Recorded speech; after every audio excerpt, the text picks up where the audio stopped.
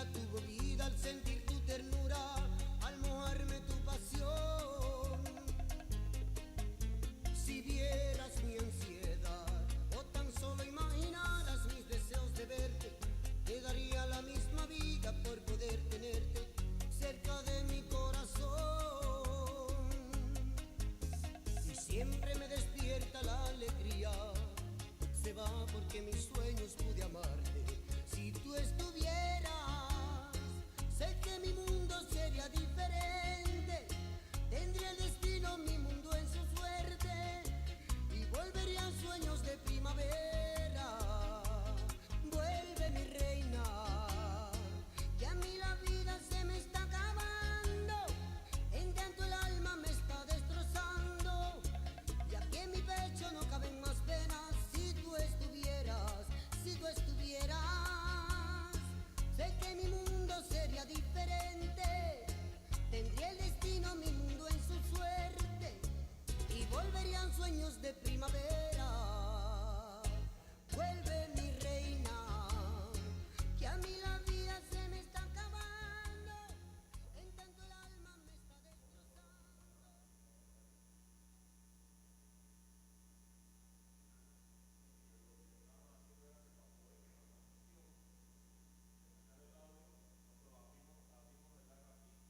Cada vez que te veo me alumbro con tu belleza.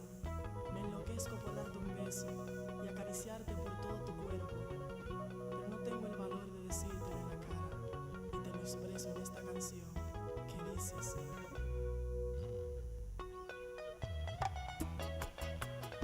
Y esta es la bachata cómoda.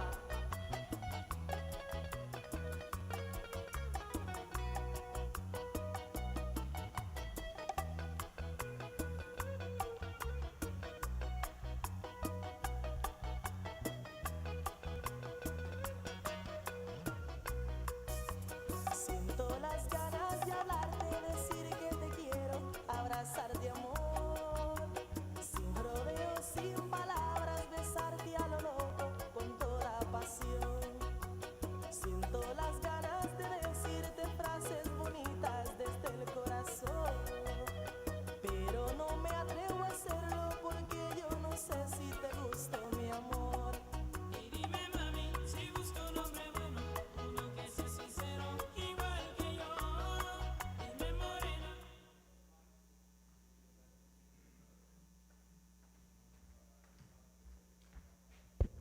Ok, sí, se escucha en el aire.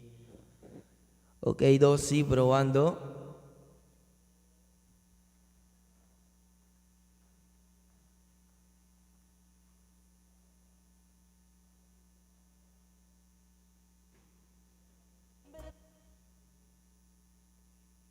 ¿Verdad yo te gusto si yo soy tu papi? Dime, bella flor. Y dime, mami, si busco un hombre bueno, uno que sea sincero, igual que yo. Dime, morena, si yo te gusto un poco, si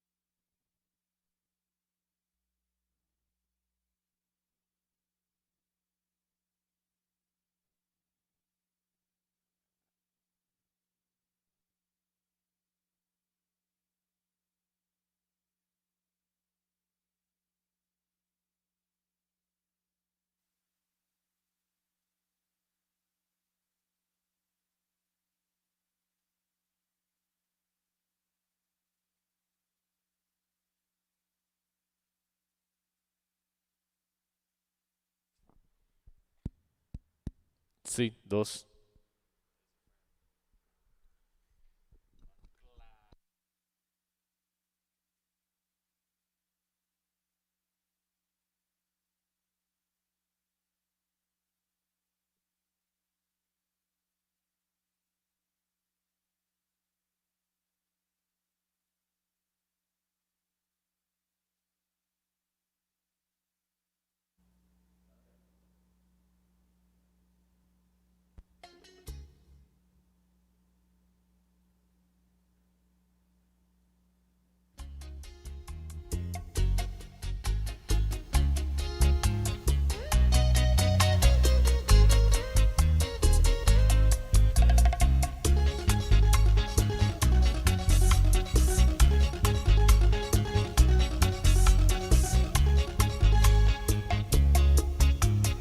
Ahora te he encontrado nuevamente cada segundo en mis recuerdos. Las horas se hacen largas y queman porque siempre me encuentro con las manos vacías. La vida es un castillo de ilusiones que te desilusiona al derrumbarse. Yo no entiendo, tú mataste mi mundo. Ya muero con las ganas de adorarte. Yo no entiendo, tú mataste mi mundo y muero con las ganas de adorarte. ¿Por qué no estás, amor? Si tantas veces juraste que tú me amarías, aunque el mundo se acabara, tú serías mi vida. Pero no estás, corazón. Si vieras cómo estoy o supieras que mi alma no me pertenece, aún siento tus suaves labios besándome siempre. Estoy loco por tu amor. Siempre que respiro veo tus ojos. Siento morirme solo al recordarlo. Si tú tuvieras, sé que mi mundo sería diferente. Tendría el destino, mi mundo en su suerte, y volverían sueños de primavera. Vuelve, mi reina, que a mí la vida se me está acabando. En tanto el alma me está destrozando, y aquí en mi pecho no caben más penas. Si tú estuvieras, si tú estuvieras.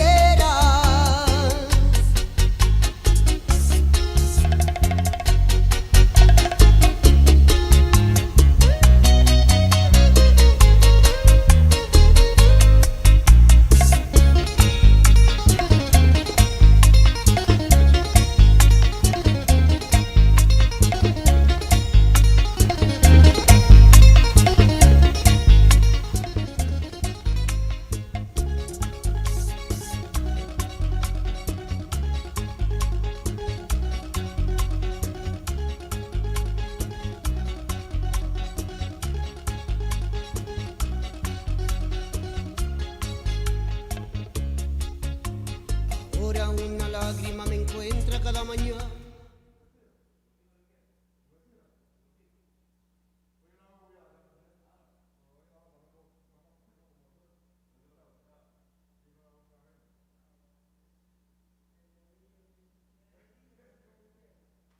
Aún eres lo más lindo de mi vida, aunque esté tu abandono en mi memoria.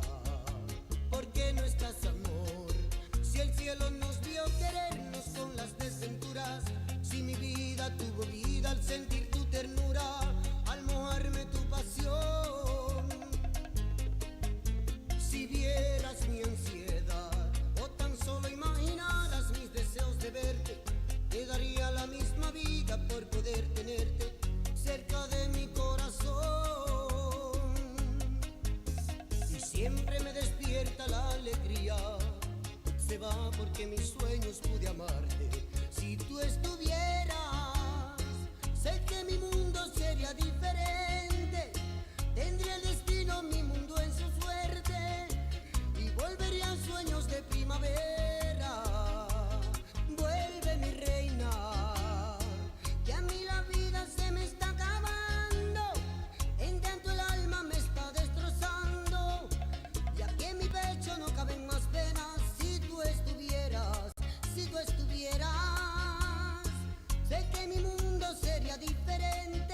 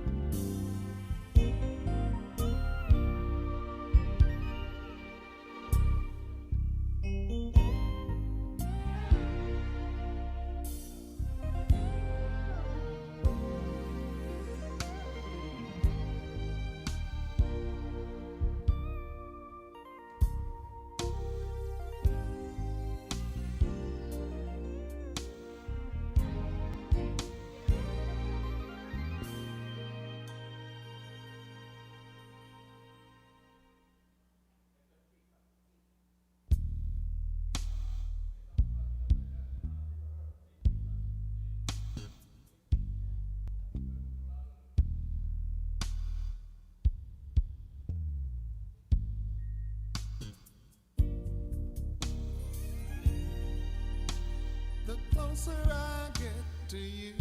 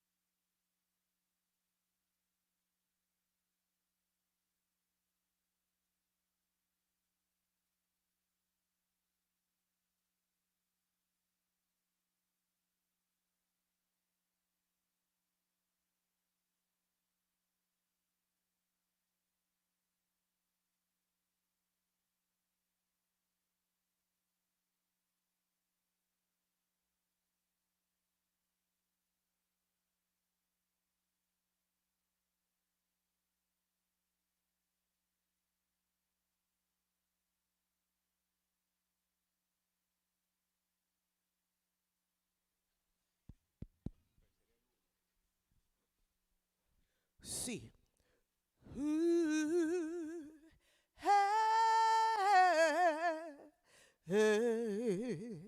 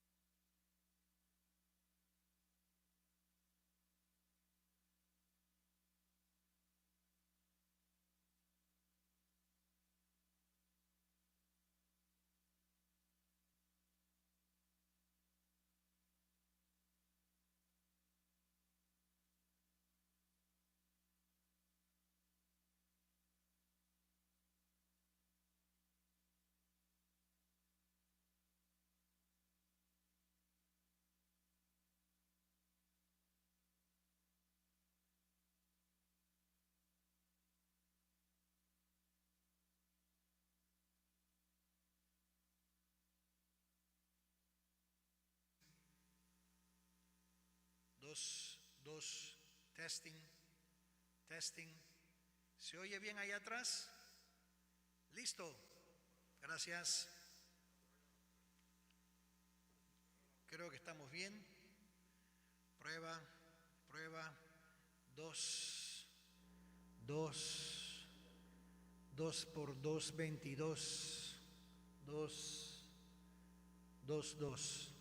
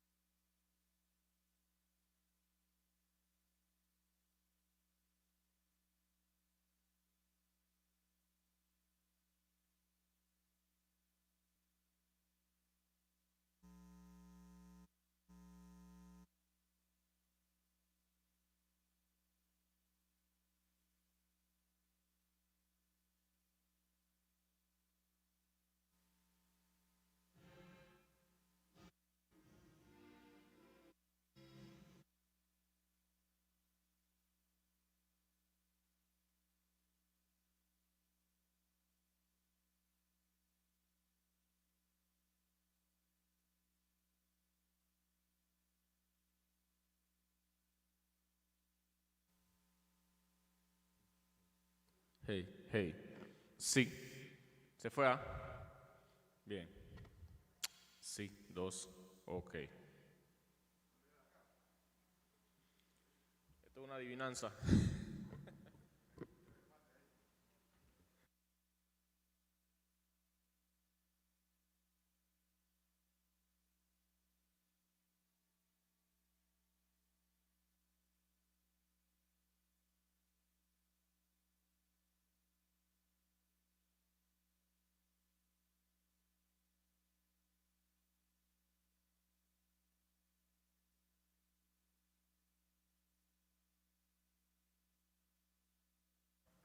Sí, 2. Estamos bien. Ahí. Tienen que abrir su página aquí. Yes. Ok, sí, bueno. Test, 1, 2. Hey, hey, hey. 2.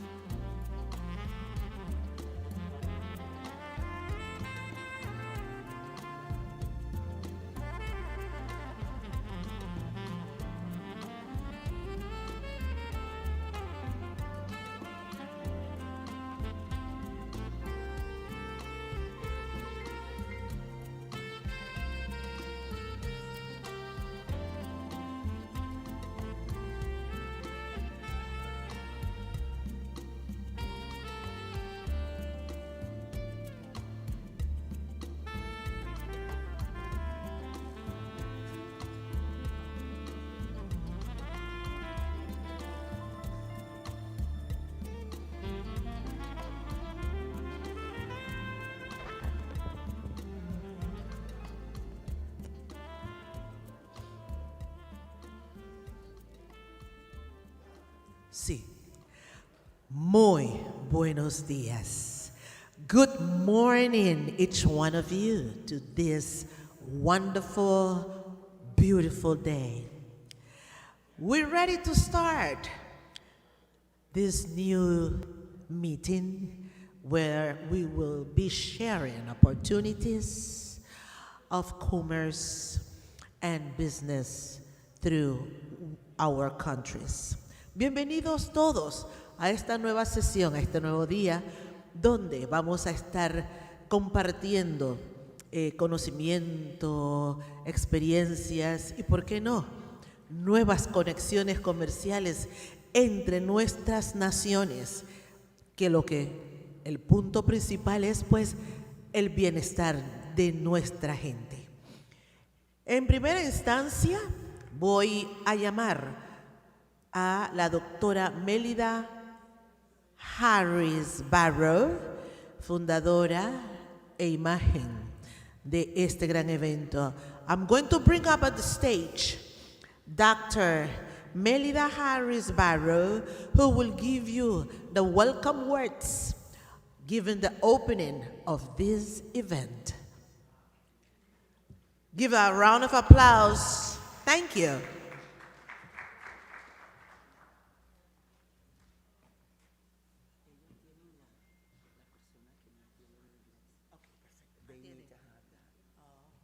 Yes.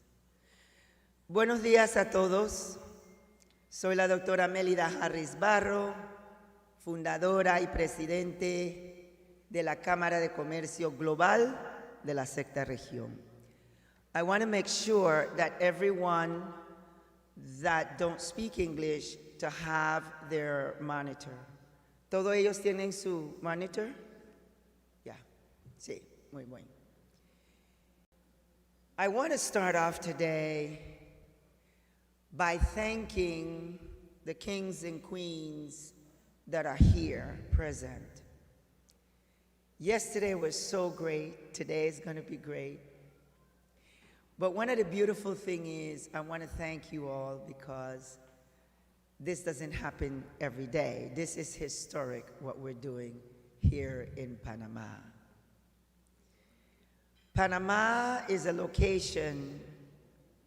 We are in Central America, and we have also the Panama Canal, which is the second largest free zone in the world. We have the second largest free zone in the world.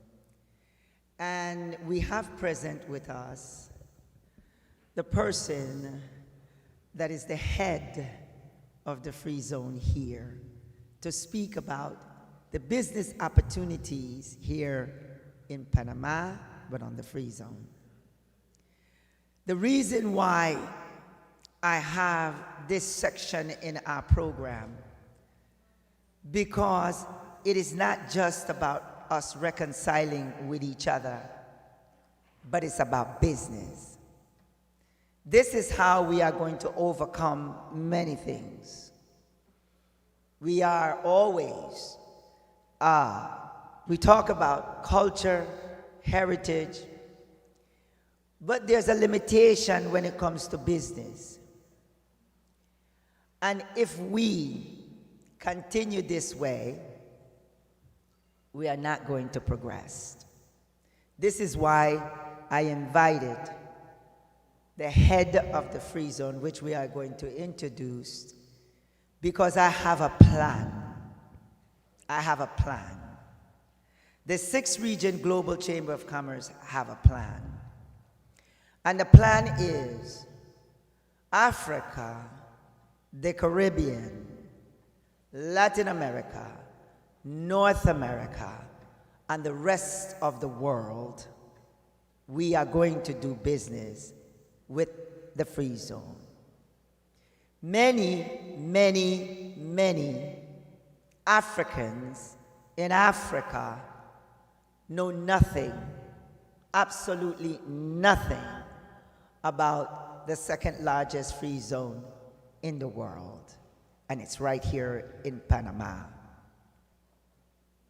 One of the most important things is that when it comes to business, and I'm going to share something with you.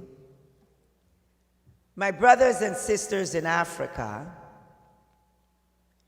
don't know much about Latin America. That is because they were not taught about Latin America and how to do business on this side of the world. I have been traveling throughout Africa, speaking about the business opportunities in Colombia, Panama, Honduras, Costa Rica, Belize.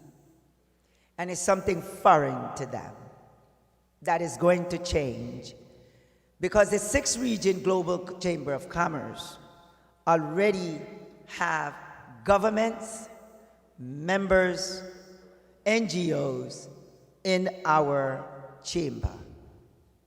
And what we are going to do here today is going to be very special.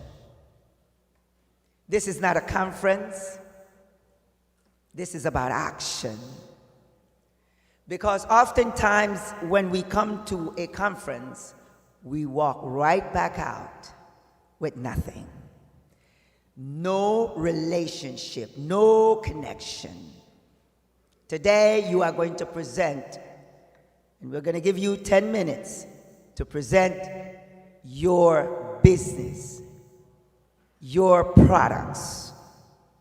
And then after, we are going to sit down and have a round table and how we are going to do business with each other. Right here. If you're in technology, medicine, whatever it may be, we're going to do business today, not when you walk out.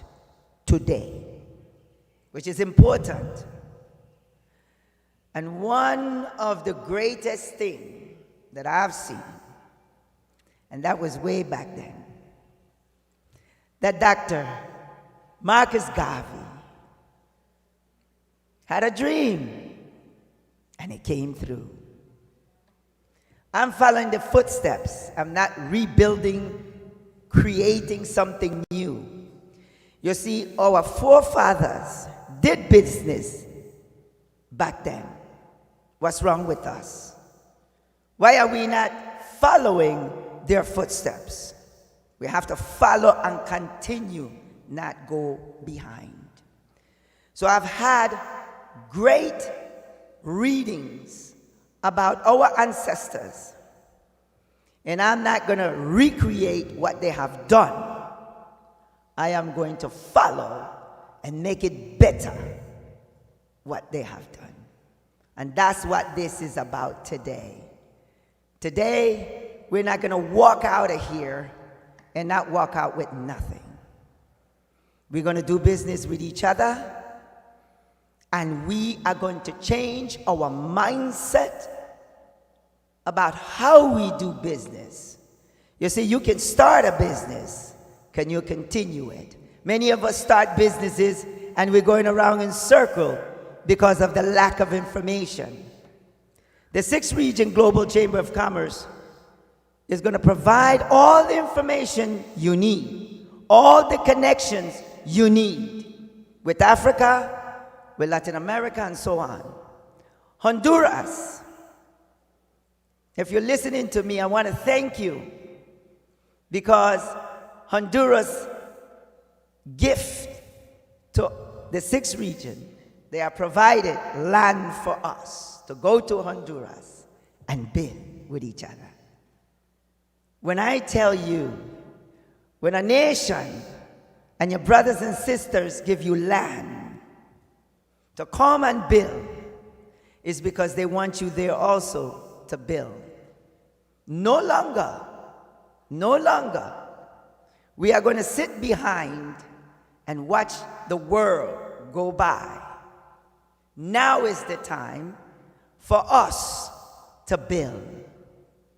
And I thank all of the kings and queens. My prince, Hermias, thank you. Because I've been to Ethiopia twice. And I'm telling you, there's so much to do when it comes to business. And we are going to do it. I want to thank all of you for being here. Again, put your business hat on because we're getting ready to do business right here in this room today. Thank you very much.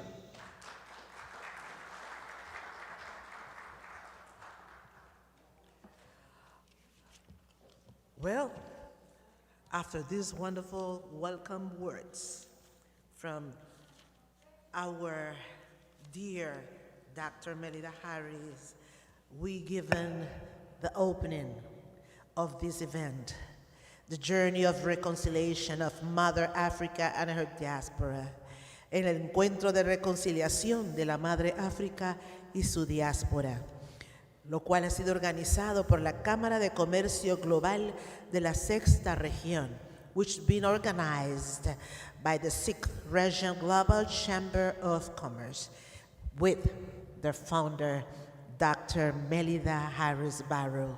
Thank you, thank you, thank you very much.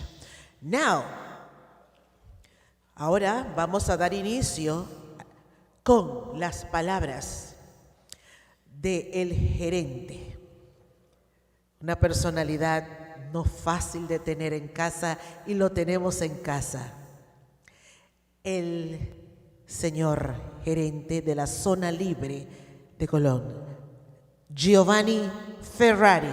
We're going to bring on stage the general manager, the top, the one of the biggest houses of business in Panama, Panama Zone Commercial, Mr. Giovanni Ferrari. Given a round of applause, please.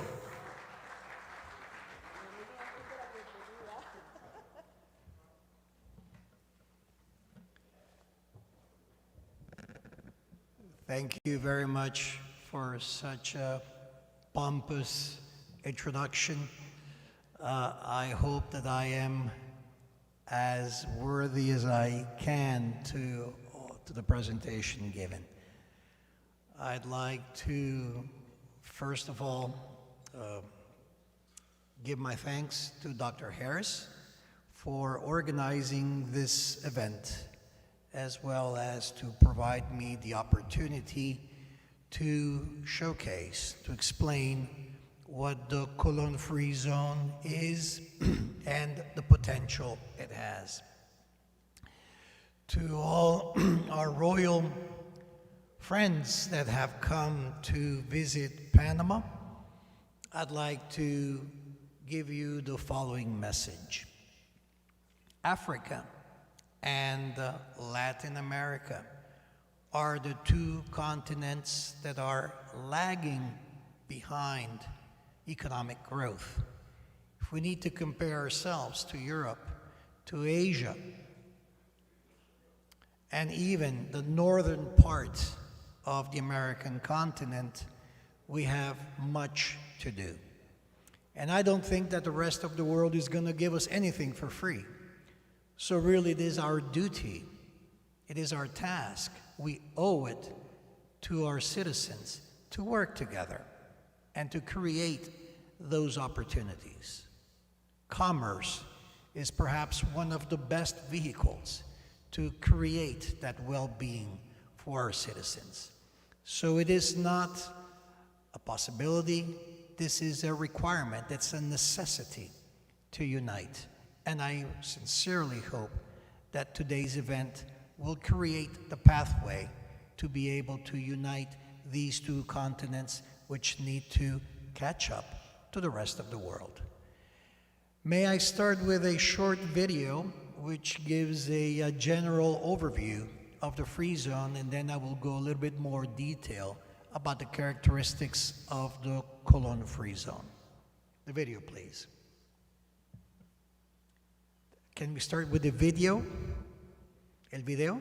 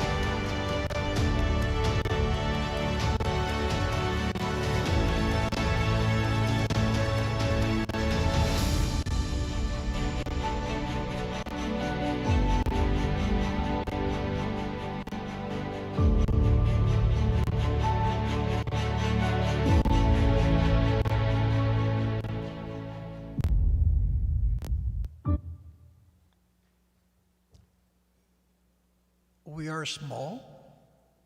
This is a country that has only 4 million inhabitants, but it's a reference for world commerce. And it continues to grow. It will not stop. It will diversify because opportunities arise every day. Just yesterday, there was a very, very important announcement. An American company will build an extremely large biofuel production capability just outside of the free zone. It's a multi-billion-dollar investment which will start production in 22 months. It will create 1,000 jobs with six-figure salaries. We need to come up to the occasion. We will need to train. We will need to improve to be better. But this is a perfect case. Panama, the free zone, that regardless of the size, if you have determination and the willingness to progress, that progress can come about.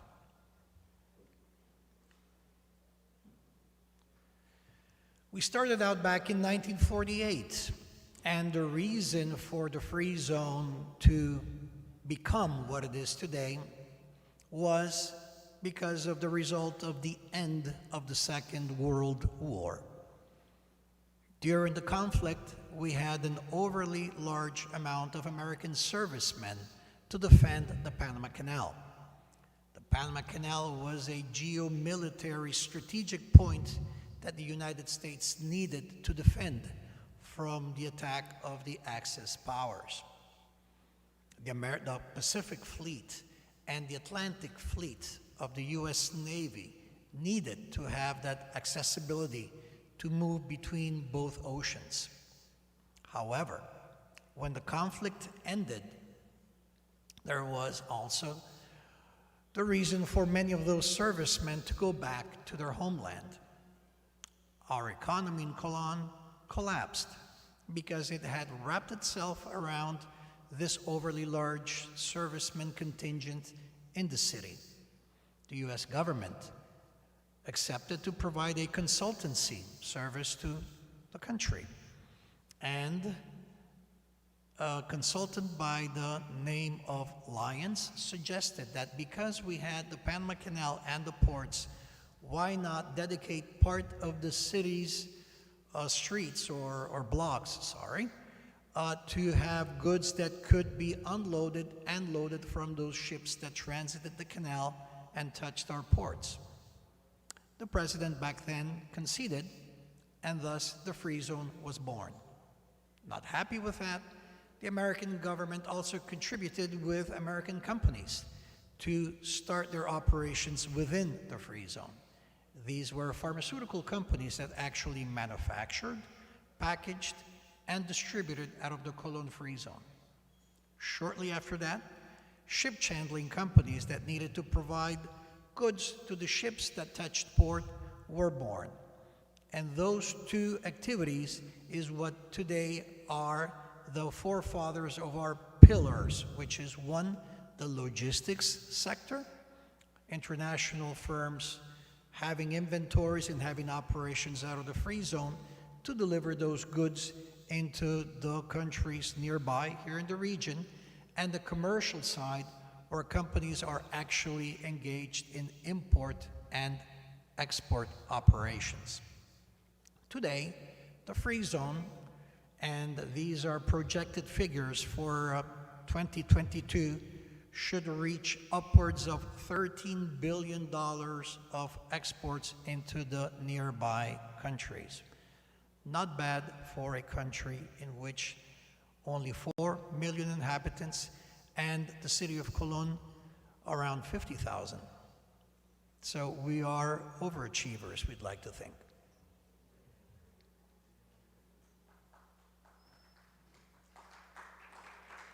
Let me go back please. Go back one slide, atrás. We are called the largest free zone in the continent. due to our land extension. Our charter is over 1,000 hectares wide, for which about 80% of that land has already been developed and put to use. We have an airport, and I can give you a pre-announcement that this airport that was built some years ago and now it's being refurbished, as of June 16th of this year, it will be published as an international airport. Therefore, we will be able to receive flights from all over the world, and our runway is also fairly large. It's close to 3 kilometers long.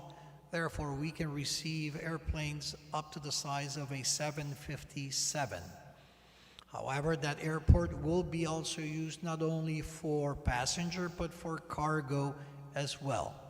So that is another piece of the puzzle for which we plan to continue growing our activities within the region.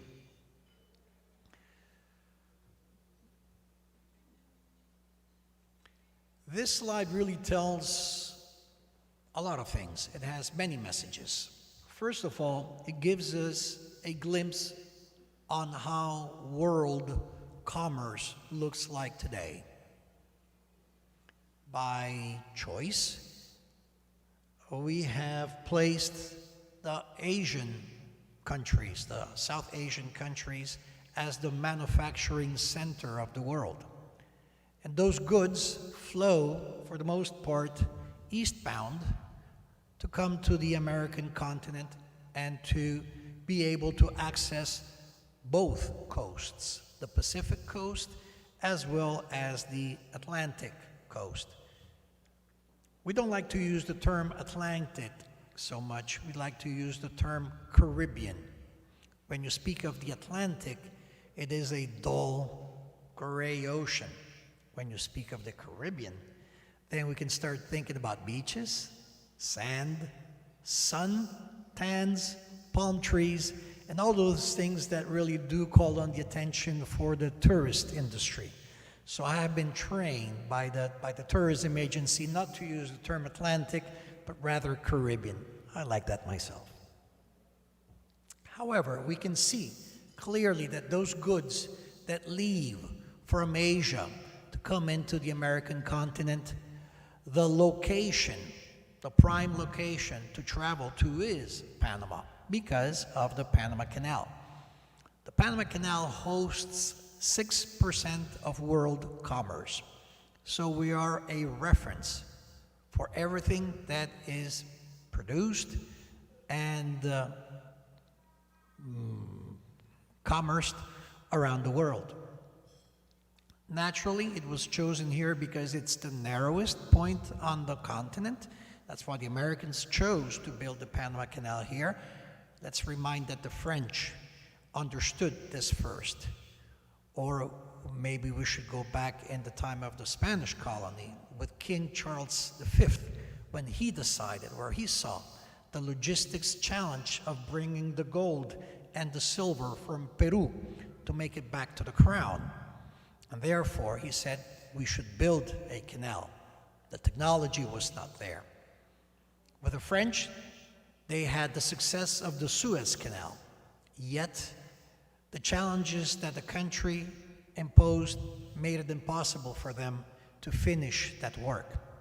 The Americans did step in and made of the canal a reality. Now, if you want to move those goods from Asia into the eastern shore of North America, the Caribbean basin, or even the larger countries of South America, they need to come through the Panama Canal. And we also have shipping lanes which go to Europe. The Panama Canal hosts over 150 international maritime routes. So it is not only the canal, but the whole infrastructure, the logistics hub that was wrapped or created around the Panama Canal that makes us so special.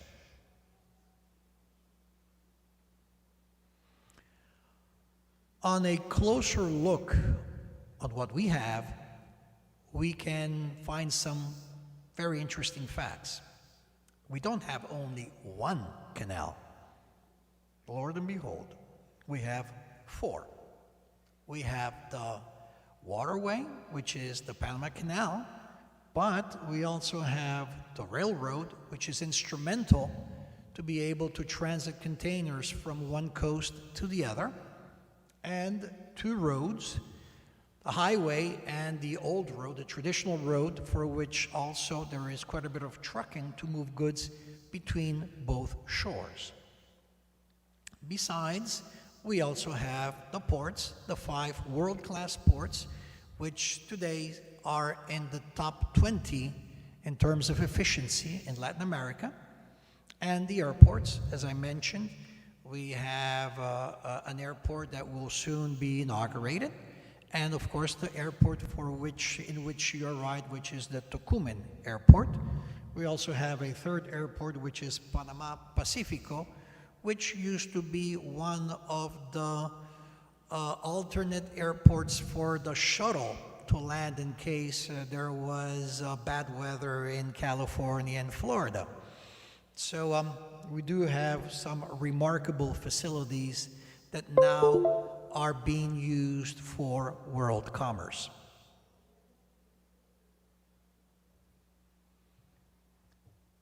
Why to be?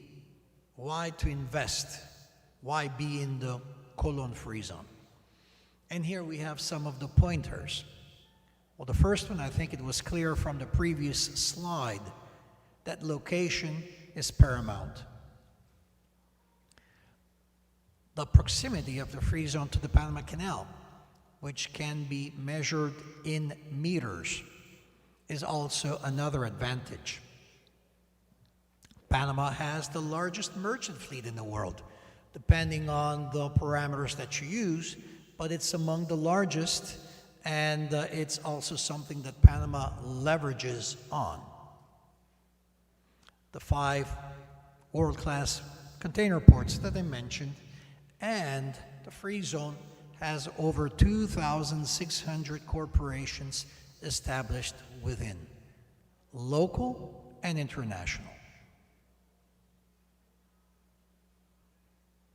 We take security seriously, and we use quite a bit of technology to be able to ensure our premises and the operations held within.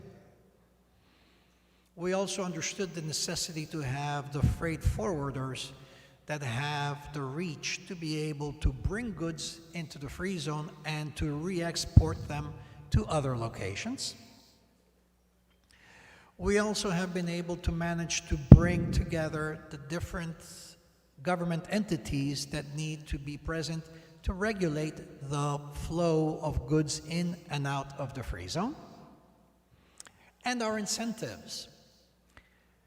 We do not charge any tariffs or duties on products that arrive into the free zone and likewise leave the free zone if they are directed to other countries.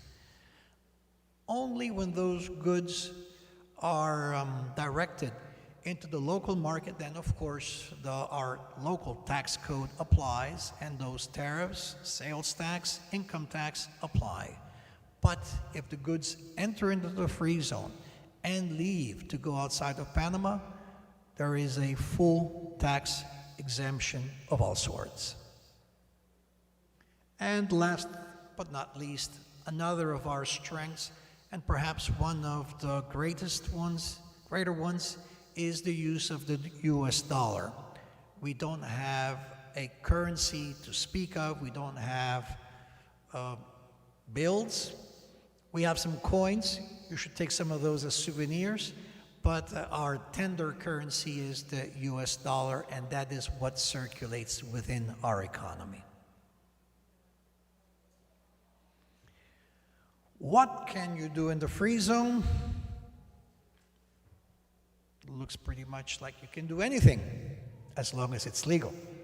The only things that are not allowed in the free zone is to bring weapons, ammunition, and those products that could be used for activities which we want to have no part of, and namely we're talking about chemicals that could be used for the manufacturing of illegal drugs, or even those goods for agricultural use that could also be used for the manufacturing of explosives. That is what we don't want to have within the free zone. Everything else, yes, and as I said, you can do pretty much anything to those products, whether those be raw materials, semi-finished goods, or finished goods.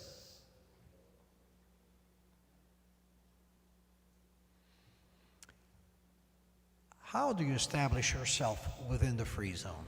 Well, we have basically three methods. The first one is when a business wants to run its own operation, which means that a corporation needs to find a suitable location, a real estate, whether that be offices or warehouses, to hire its own personnel and to do all the contracting that is necessary to begin an operation. However, may I suggest that for companies from abroad that would like to be a part of this phenom, the best way to go about is by means of outsourcing.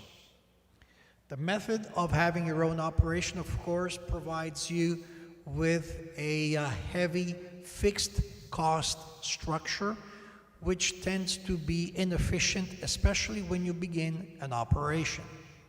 When you outsource, most of your costs are variable, meaning that you pay for what you need. And this way you can have local companies provide all of the services that you want to outsource at a known cost, and you can build or modulate your operation according to the needs and the growth you have. You can always switch from one to the other fairly easily, but this is a suggestion, especially for companies for Africa that would like to establish themselves here. I'm sure there is quite a large number of local operators, 3PLs or third-party logistics operators that would be suitable for your needs. And the third and ever more important is e-commerce. We are very aware that e-commerce is a trend to stay and perhaps to become the largest component of economic activity within not only the free zone, but the world. And therefore, we have taken steps to allow e-commerce companies to establish themselves in the free zone by lowering the operational costs, because we do know that e-commerce operations tend to be small ticket sales that require to be very efficient in order to happen, and therefore the free zone has basically reduced, if not eliminated altogether, the operational costs from our side to make this feasible.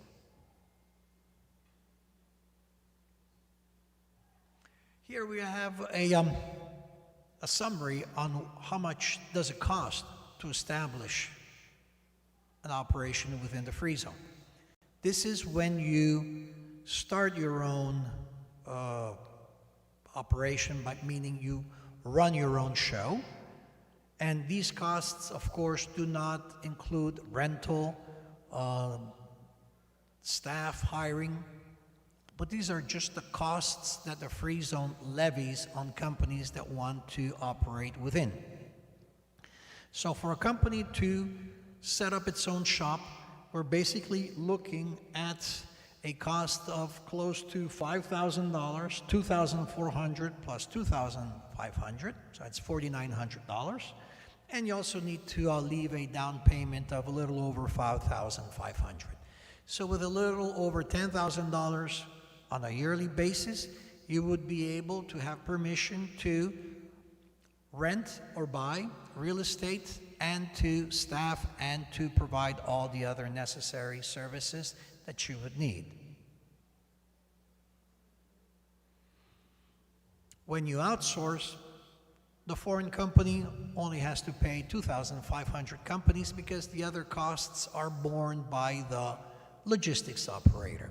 So here we can see not only that the costs are more accessible, but keep in mind that the learning curve, and I'm sure you would understand and appreciate that for a foreigner to come into another country and learn how business is conducted within that country indeed takes time.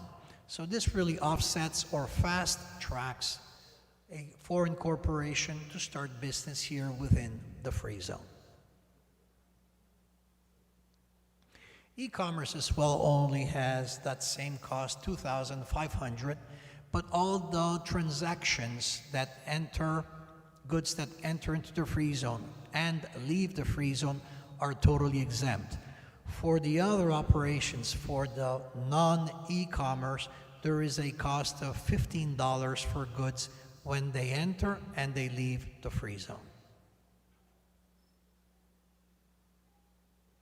Let's take a look at some statistics which tell the reality of the free zone today.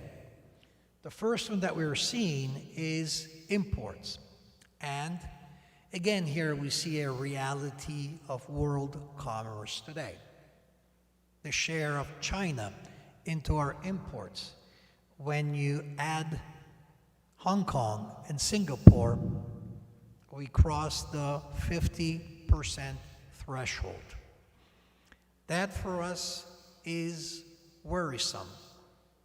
Over-dependency on any given location in the world today is a threat. The pandemic showed us that.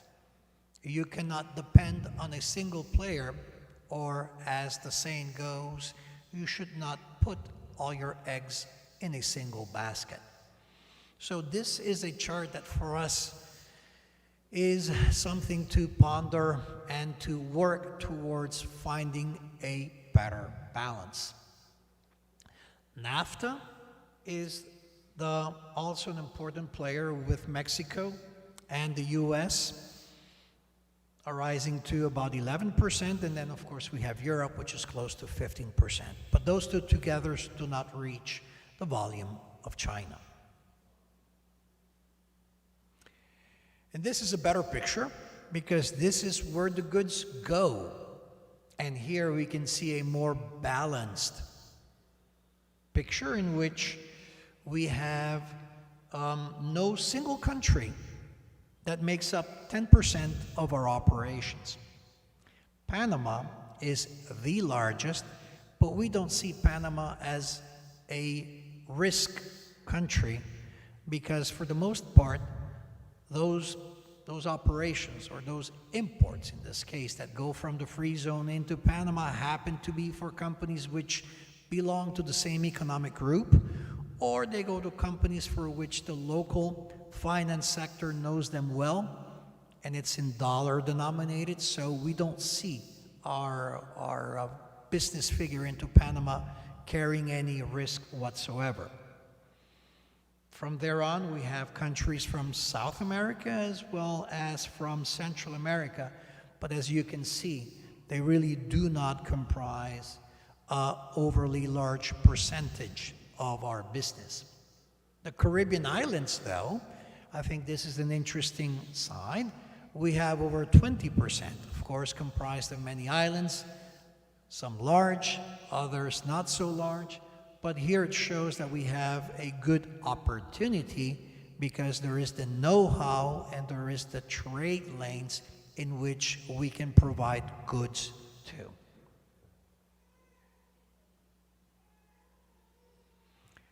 What type of products are typically handled within the free zone? Well, we started out with the pharmaceutical industry, and today it is still a very important sector within our area. After the pharmaceuticals, we have everything that is the clothing, shoes, the apparel sector, which also is important. And then from there on, we have what we call the luxury items, which is comprised of electronics, jewelry, watches, and other products that are the high cost, low volume.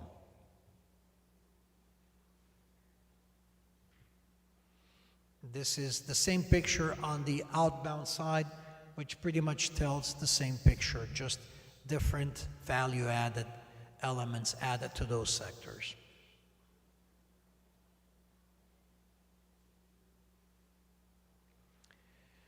I'd like to start summarizing, and these are the bullets which I think are important for you to take back and to see how we can explore doing things together.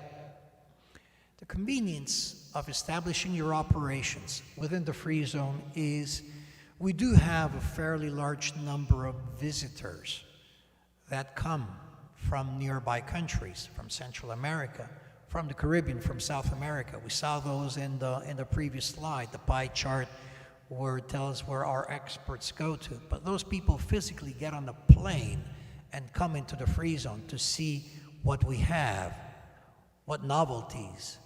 So they like to touch and to be able to see the product in presence.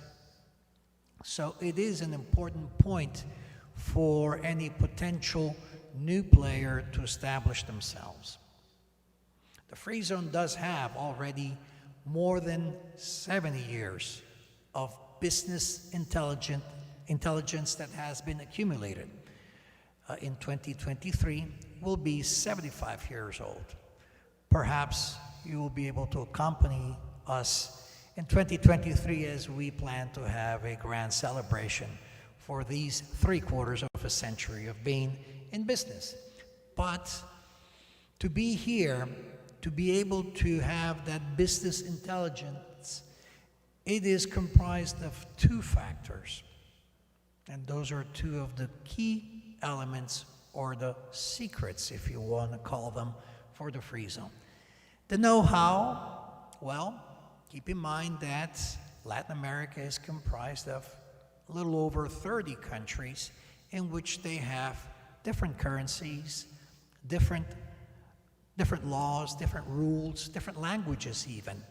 So for a company out of any country in Africa that would like to enter the local market, it would cost a lot of money, a lot of resources, money and time, to travel to each of these countries to start learning, understanding how business is done in each one of them. It is really a very large challenge, perhaps impossible to do. However, the free zone, companies in the free zone already have done that task because of the decades that they have in business. But know-how can be acquired. Some people say can even be bought. But then we have the second element, the know-who. And that in Latin America is perhaps even more important than the know-how, because the companies in the free zone already know who are the companies that are worthy to engage in business with, and perhaps avoid those that for some reason it is better to keep away from or to be careful. And again, that is the experience that the free zone puts on the plate.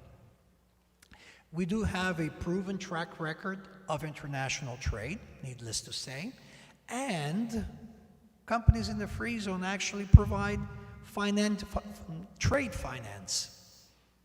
And that is something also that is very unlikely for companies in Africa to come here and to engage in business, to give credit to companies which they are just about beginning to know and to engage in business with.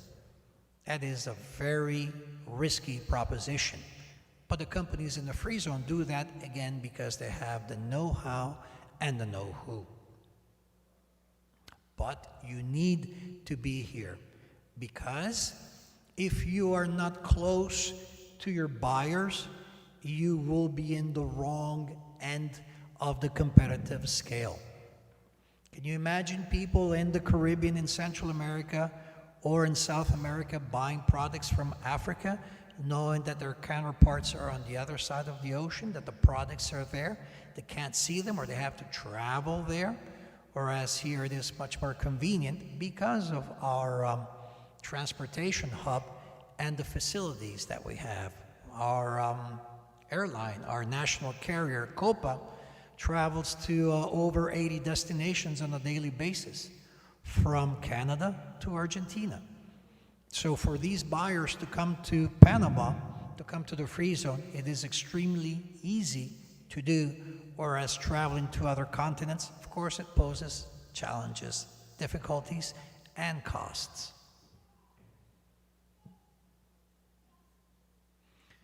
So you need to introduce your products, but you also need to sustain your operations in time. So if you are working out of the free zone, you have your products close to the intended markets. That means that you have faster delivery times. You can react better to market conditions. Your payments are more efficient. And those 4 points really are conveyed in the next one, which is you need to have a convenient supply chain to all of our markets. Why? Because these markets are comprised mostly of small and medium buyers, which happen to be the majority not only in our region but all over the world. The small and medium-sized business is really the backbone of every country's economy. We cannot only think about the large players. We cannot think about the Walmarts or the Googles or the Amazons, or not Google, sorry, Amazon, or the Alibabas. We need to cater to these small and medium-sized buyers, which in turn have limitations. They have capital limitations. They have storage-sized limitations. For them, it is extremely convenient to come here often, buy as much as their capital can allow them to do, and to be able to rotate those inventories, those sales on a constant basis. And that is a win-win, and for Africa, a third win proposition as well. How can that happen? And I just mentioned it a little while back.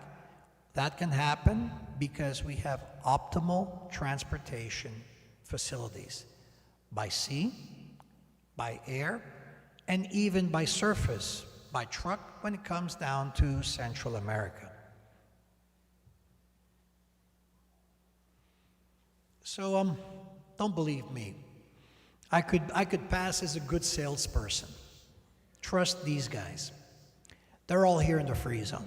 These are large international companies that know business environment, that know commerce quite well. So I always say, if these guys are in the free zone, they must know something for them to have chosen the Colon Free Zone as their regional distribution point.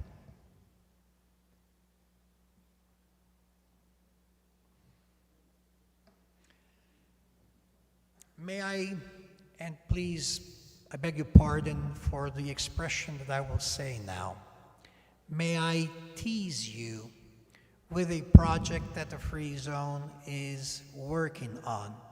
And the reason that I'm teasing is this is going to be the subject for which I will also be back tomorrow and talk about Nations Park.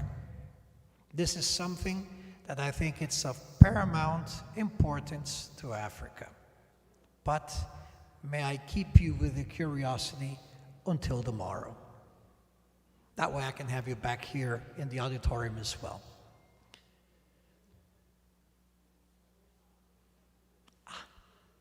And I am finished. I thank you very much. Thank you very much for attention, and I hope that during your stay you will find the time to come and visit the Free Zone, because one thing is to see a video, another thing is to have a salesperson entice you, the other is to see it with your own eyes. Thank you.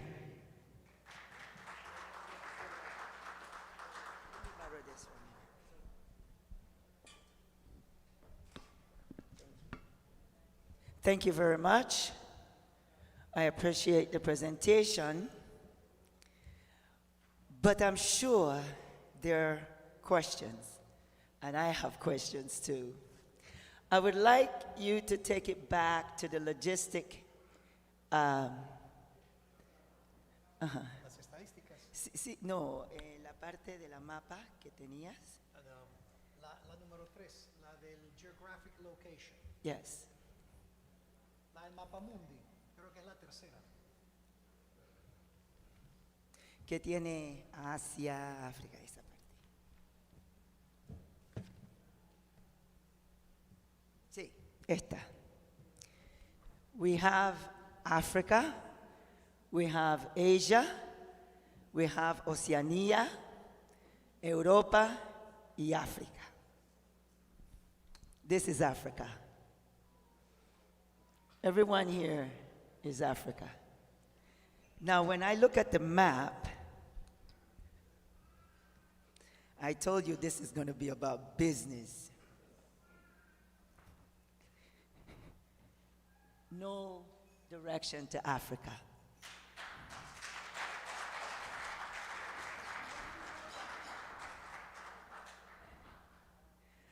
And when I said we're going to do business, we're going to do business. There's no direction to Africa. Years ago, when I started working with Nilda Quijano, I asked that very same question. And this was like 10 years or more. And I still don't see business between Panama and Africa. So we have to change that. We see it here, but we don't see any movement. Years ago, when I asked that question, I saw that there were one African business on the free zone. And I said, why isn't more on the free zone? I discovered something. I have been traveling to Africa for a long time. And do you know I have been presenting the free zone? I have been telling Africa, you have to come to Panama and participate in the free zone because it's a great opportunity for Africa. Because there are products in Africa that will not reach here in good state. So every time I speak into an African business and I speak to the governments in Africa, why are you not doing business in Panama? And they would say, we don't know anything about the free zone. So I have been promoting the free zone for many years. So what I would like to ask you, what can we do about that? How can we fix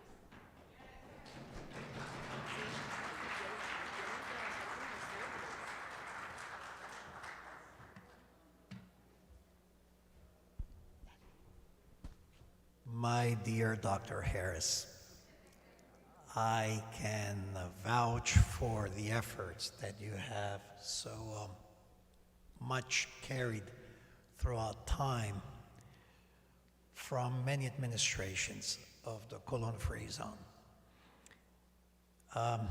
Sometimes the style of the person dictates the direction in which an institution takes. Keep in mind that Colon Free Zone, and I failed to mention that, is a government institution. Free zones most commonly tend to be private endeavors which have a charter with the local government to develop land for commercial operations. In our case, we happen to be a government entity. So it is the government of Panama that has the final word, and also any efforts or resources that need to be dedicated to the growth of its operations. I think the time has come. I think today with the presence of this audience, we can set the precedent and to be able to do something about it. This lady here by my side is, I think, pushing me to tell you what I want to tell you tomorrow, but I want to have a reason to be here tomorrow. And I want you to stay tuned to be tomorrow, because what I will tell you or what I will present to you tomorrow, I think will be the ignition, the detonation on what could be a strong, fruitful, productive presence of Africa on Latin American soil. And I'm working very hard on that. But please, as they say in America, stay tuned. Keep that curiosity. Tomorrow I will satisfy your curiosity. And maybe it's not even a curiosity. It is your desire to be able to make this happen.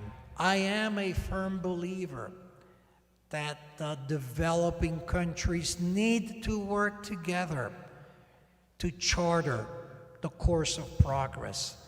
The developed countries will not give us anything for free.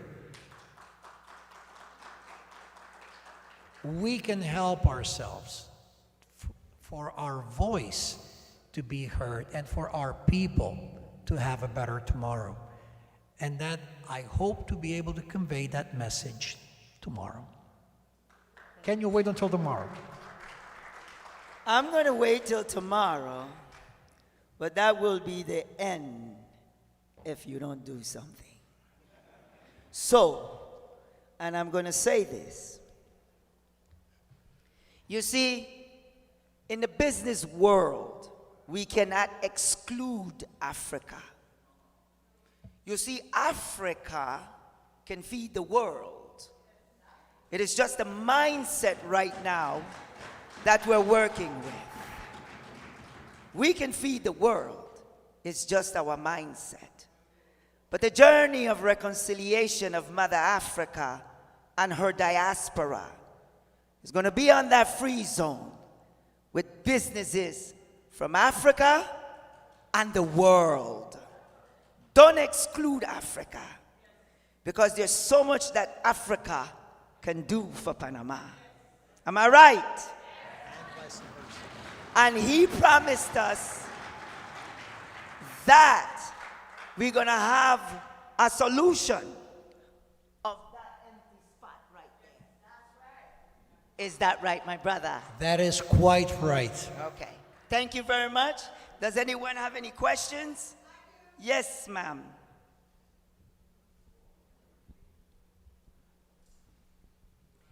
Good morning. Good morning. I am Ambassador Erica Bennett, and I am the ambassador for the diaspora. We are affiliated with the African Union. And with all due respect, I listened very attentively to your presentation, and we want to say thank you for that. However, I am just amazed that you have to wait till tomorrow to give us an answer. The answer is here today. You have Dr. Barrow and the 6th Region Chamber of Commerce that is your door opener to Africa. Are you liaising with them? Do you have a memorandum of understanding with them? You see, I mean, that's your key to Africa right there. So, you agree with me? Okay, let me hear it. Let me hear it.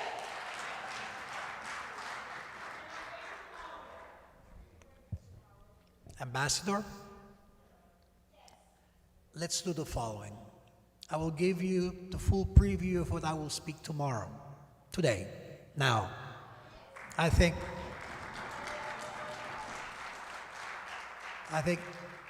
impatience shall be satiated now.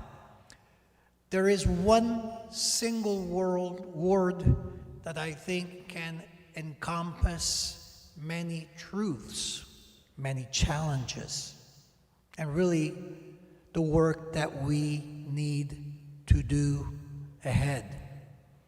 And it's ignorance. Now, ignorance as lack of knowledge. And that is something that I intend to address during my tenure. But let's not talk anymore. Let's see some things. Nations Park.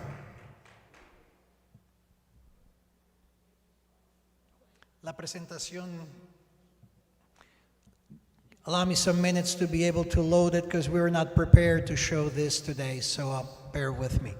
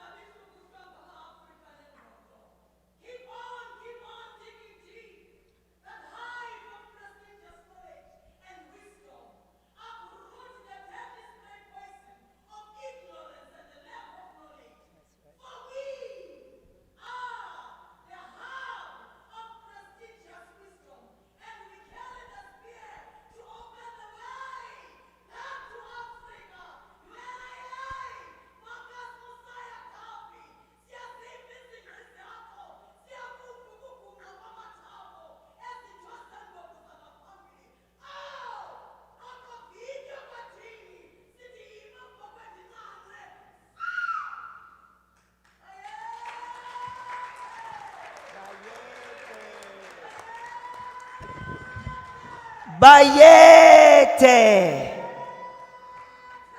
Bayete.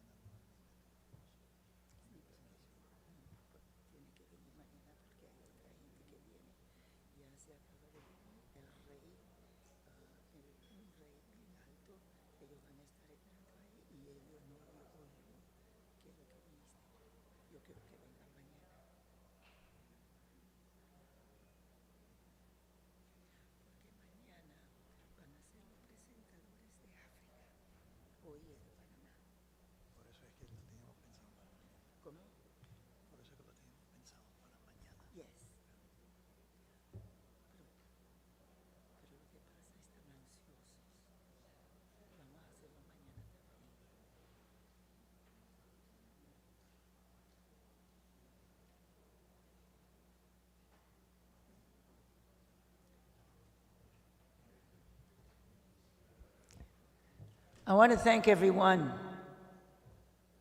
As we said, we're going to do business today, and we are. And I want to thank you, Ferrari, for being here, because we can do great things on the free zone. And as I said earlier, I only remembered one African business in the free zone. We don't have not one today. And there are great opportunities on the free zone. And I want Africa to take advantage of this opportunity. As Ferrari said, we can export, but we can also re-export. And those are the business opportunities that Africa needs, especially when it comes to medicine. When I see Africa cultivating cocoa, and then it's translated, it's sent to Europe to process. I see that also as a benefit for Latin America. You see, we can work together. The thing is the lack of communication and lack of knowledge. The journey of reconciliation wants to provide that knowledge to you. There are great opportunities in Colombia. Colombia only have one place, the port, to deliver to the whole of Colombia. You need to know that. You need to export, but export with each other. We're not doing that now, but we will after today. The 6th Region Global Chamber of Commerce will provide the information. Join the 6th Region Global of Chamber.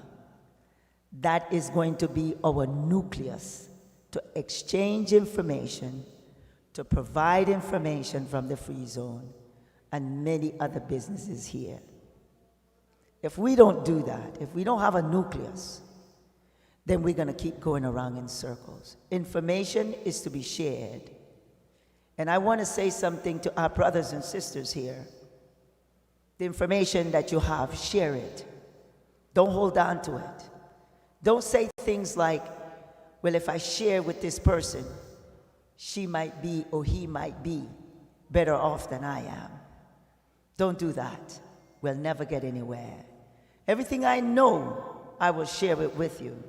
Everything you need, I will share it with you. Because our nations will never grow if we don't share.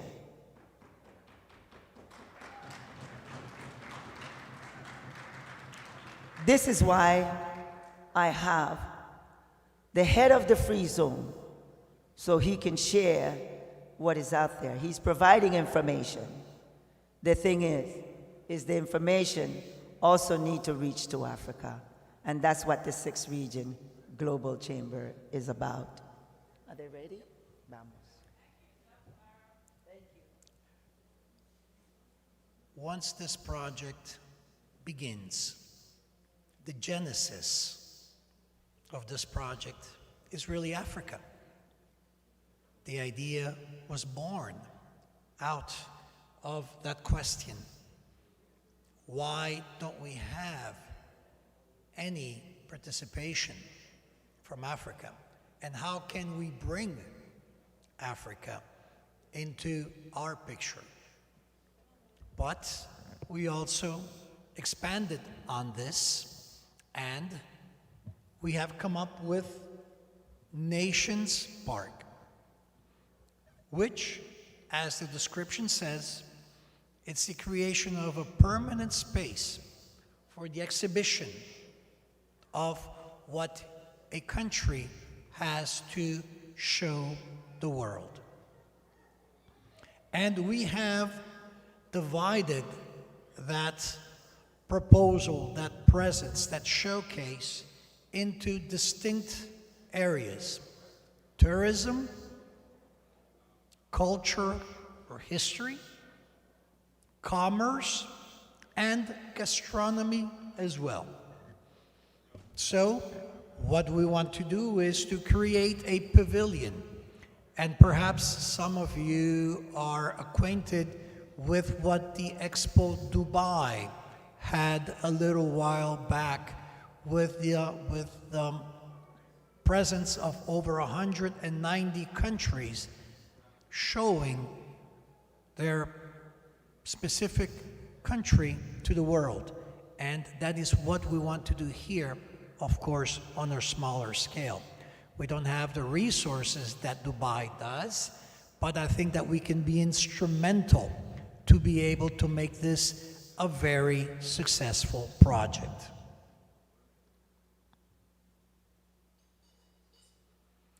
First of all, to be able to have an idea on how we want to structure this is we will have 2 buildings with 32 pavilions in total. And these pavilions are divided in 3 floors. The bottom floor will be available for a country to be able to propose their tourism to attract potential tourists into their respective countries. So we need these countries to show what they have to offer to entice the visitors to come and visit. We'll also allow the sales of art crafts or products to be able to offset the costs and to have these visitors to carry something with them from each of these countries.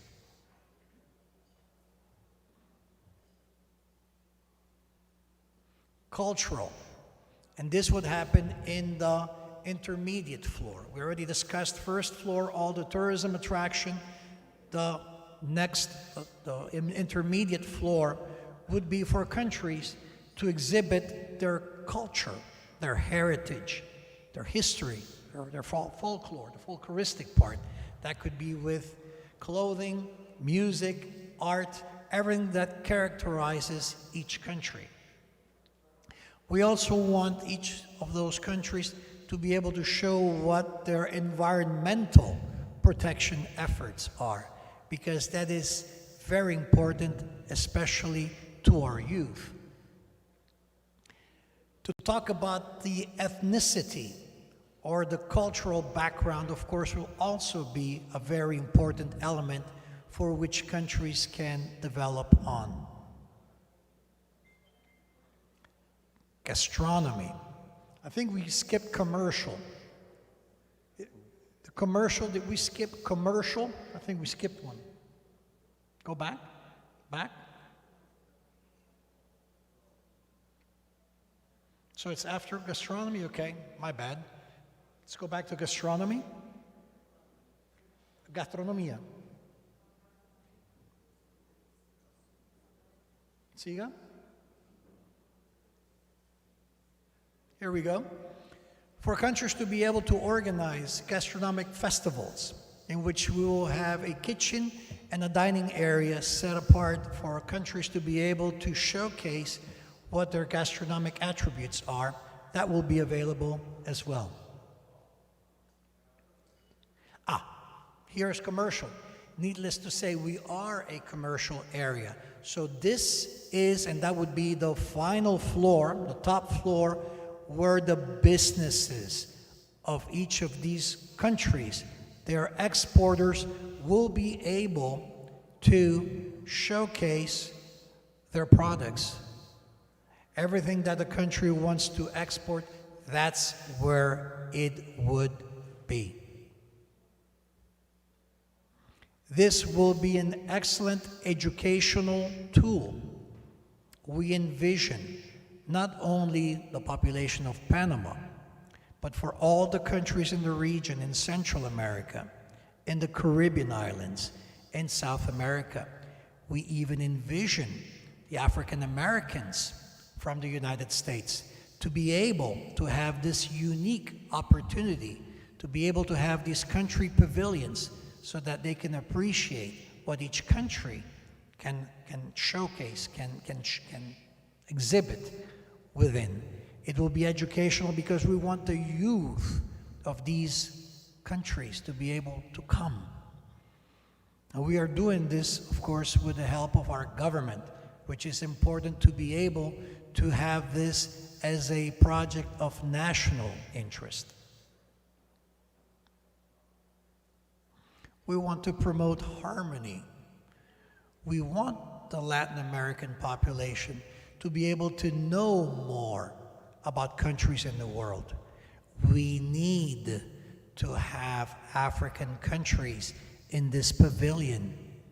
We need our youth to understand how the world is like.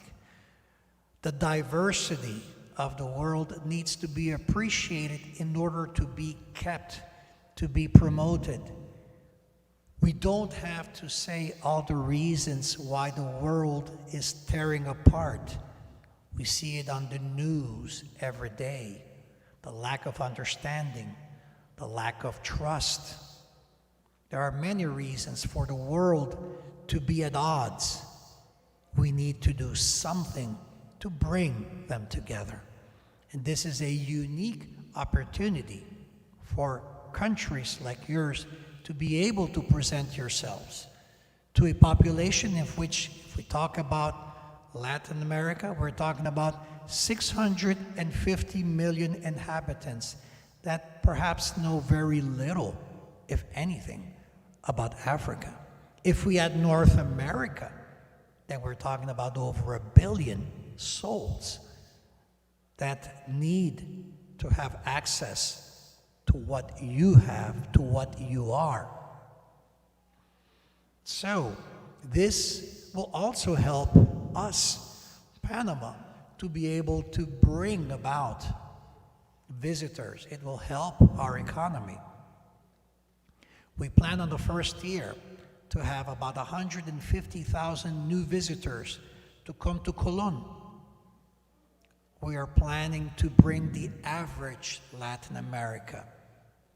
This, my friends, if we want to do comparisons, which is not always nice, but sometimes you need to do them to get a glimpse of what this is. This is an Epcot that you do not need an American visa and whose entry cost is $3. And I plan to have students and children come in for free to be able to access this. I've spoken with the First Lady. We've already discussed there will not be a single school in this country that will not have a field trip to be able to visit what the world really is. This is to go around the world in one day and to promote the understanding, the knowledge, to fight ignorance. So this is a project that I hope that you understand the full extent, the importance of this, and how this can help Africa promote tourism, knowledge, culture, history, commerce, and because we're human beings, we also have to eat, so why not gastronomy? If we can fulfill these 4 areas and have Latin America know what Africa is about, I think that we will have done something very positive, towards this bringing together those 2 continents that need to be together.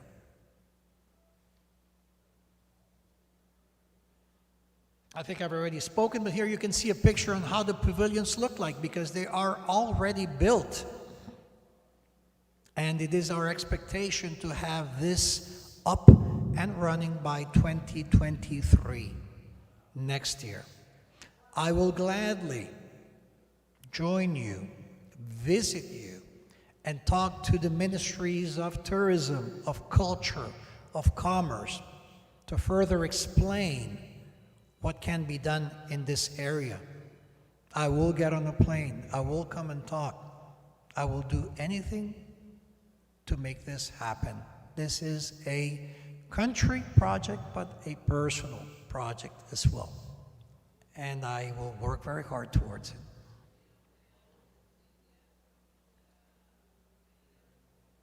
So this is basically, I think, very good. The last one. The multi-ethnic theme. I think Dr. Harris has talked about reconciliation. I talk about recognition as well.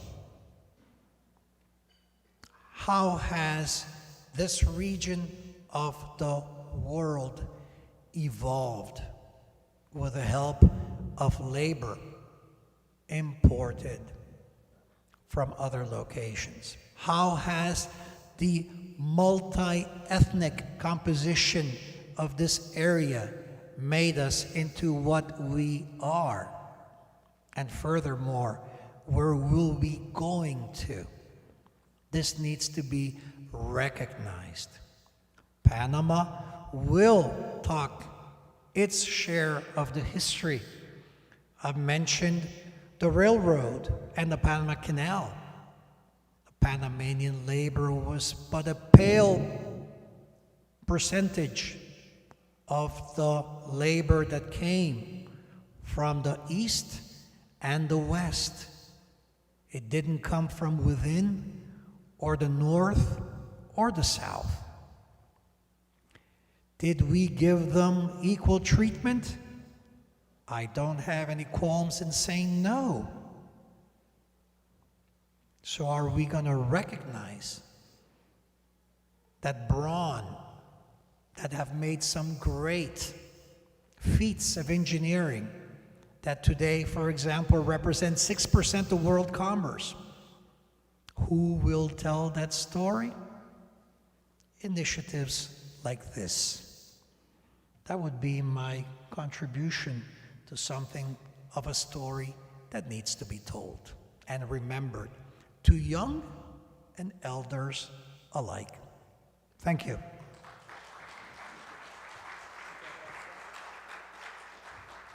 Thank you very much. There's only one more thing. One more thing is the fact that when we are being addressed, we're using the word ethnic. Ethnic. From now on, I want us to be addressed as Africans, not just an ethnic group. We don't address Europe as an ethnic group. We don't address China as an ethnic group.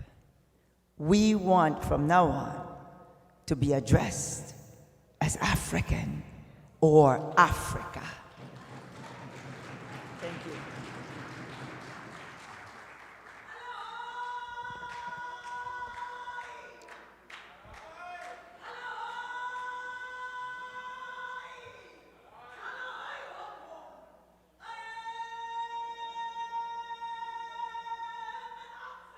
We're bringing unity to Africa.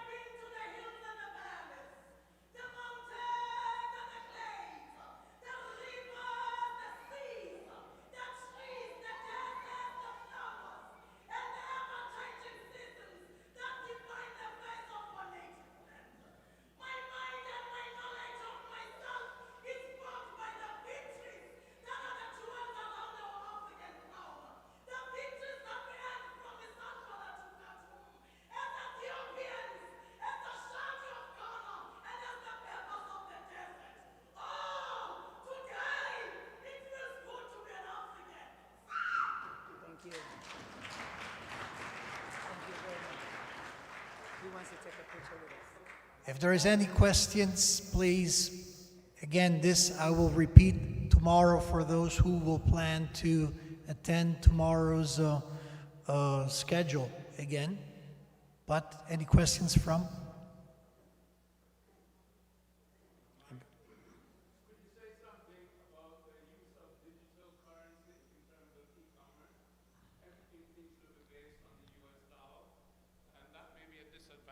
To some territories. So I'm sure you're studying the use of digital currencies. So could you enlighten us as to where you are in that arena? Thanks. The question could have an easy answer and a difficult answer. Yes, I think the world has dollar currency as perhaps a reference. Panama did accept, and as of today still has the dollar as the single and only circulating currency. I think the world is evolving. I don't know if quickly enough, perhaps not.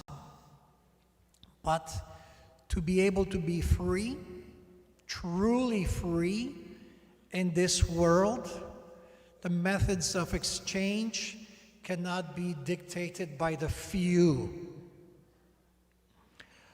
Having said that, I need to put a heed of caution as to perhaps the other extreme, which is the over-liberality that could open a door for capitals or funds that we don't necessarily want to include in our commercial mainstream. So to look into a balance is something that will need to be worked upon.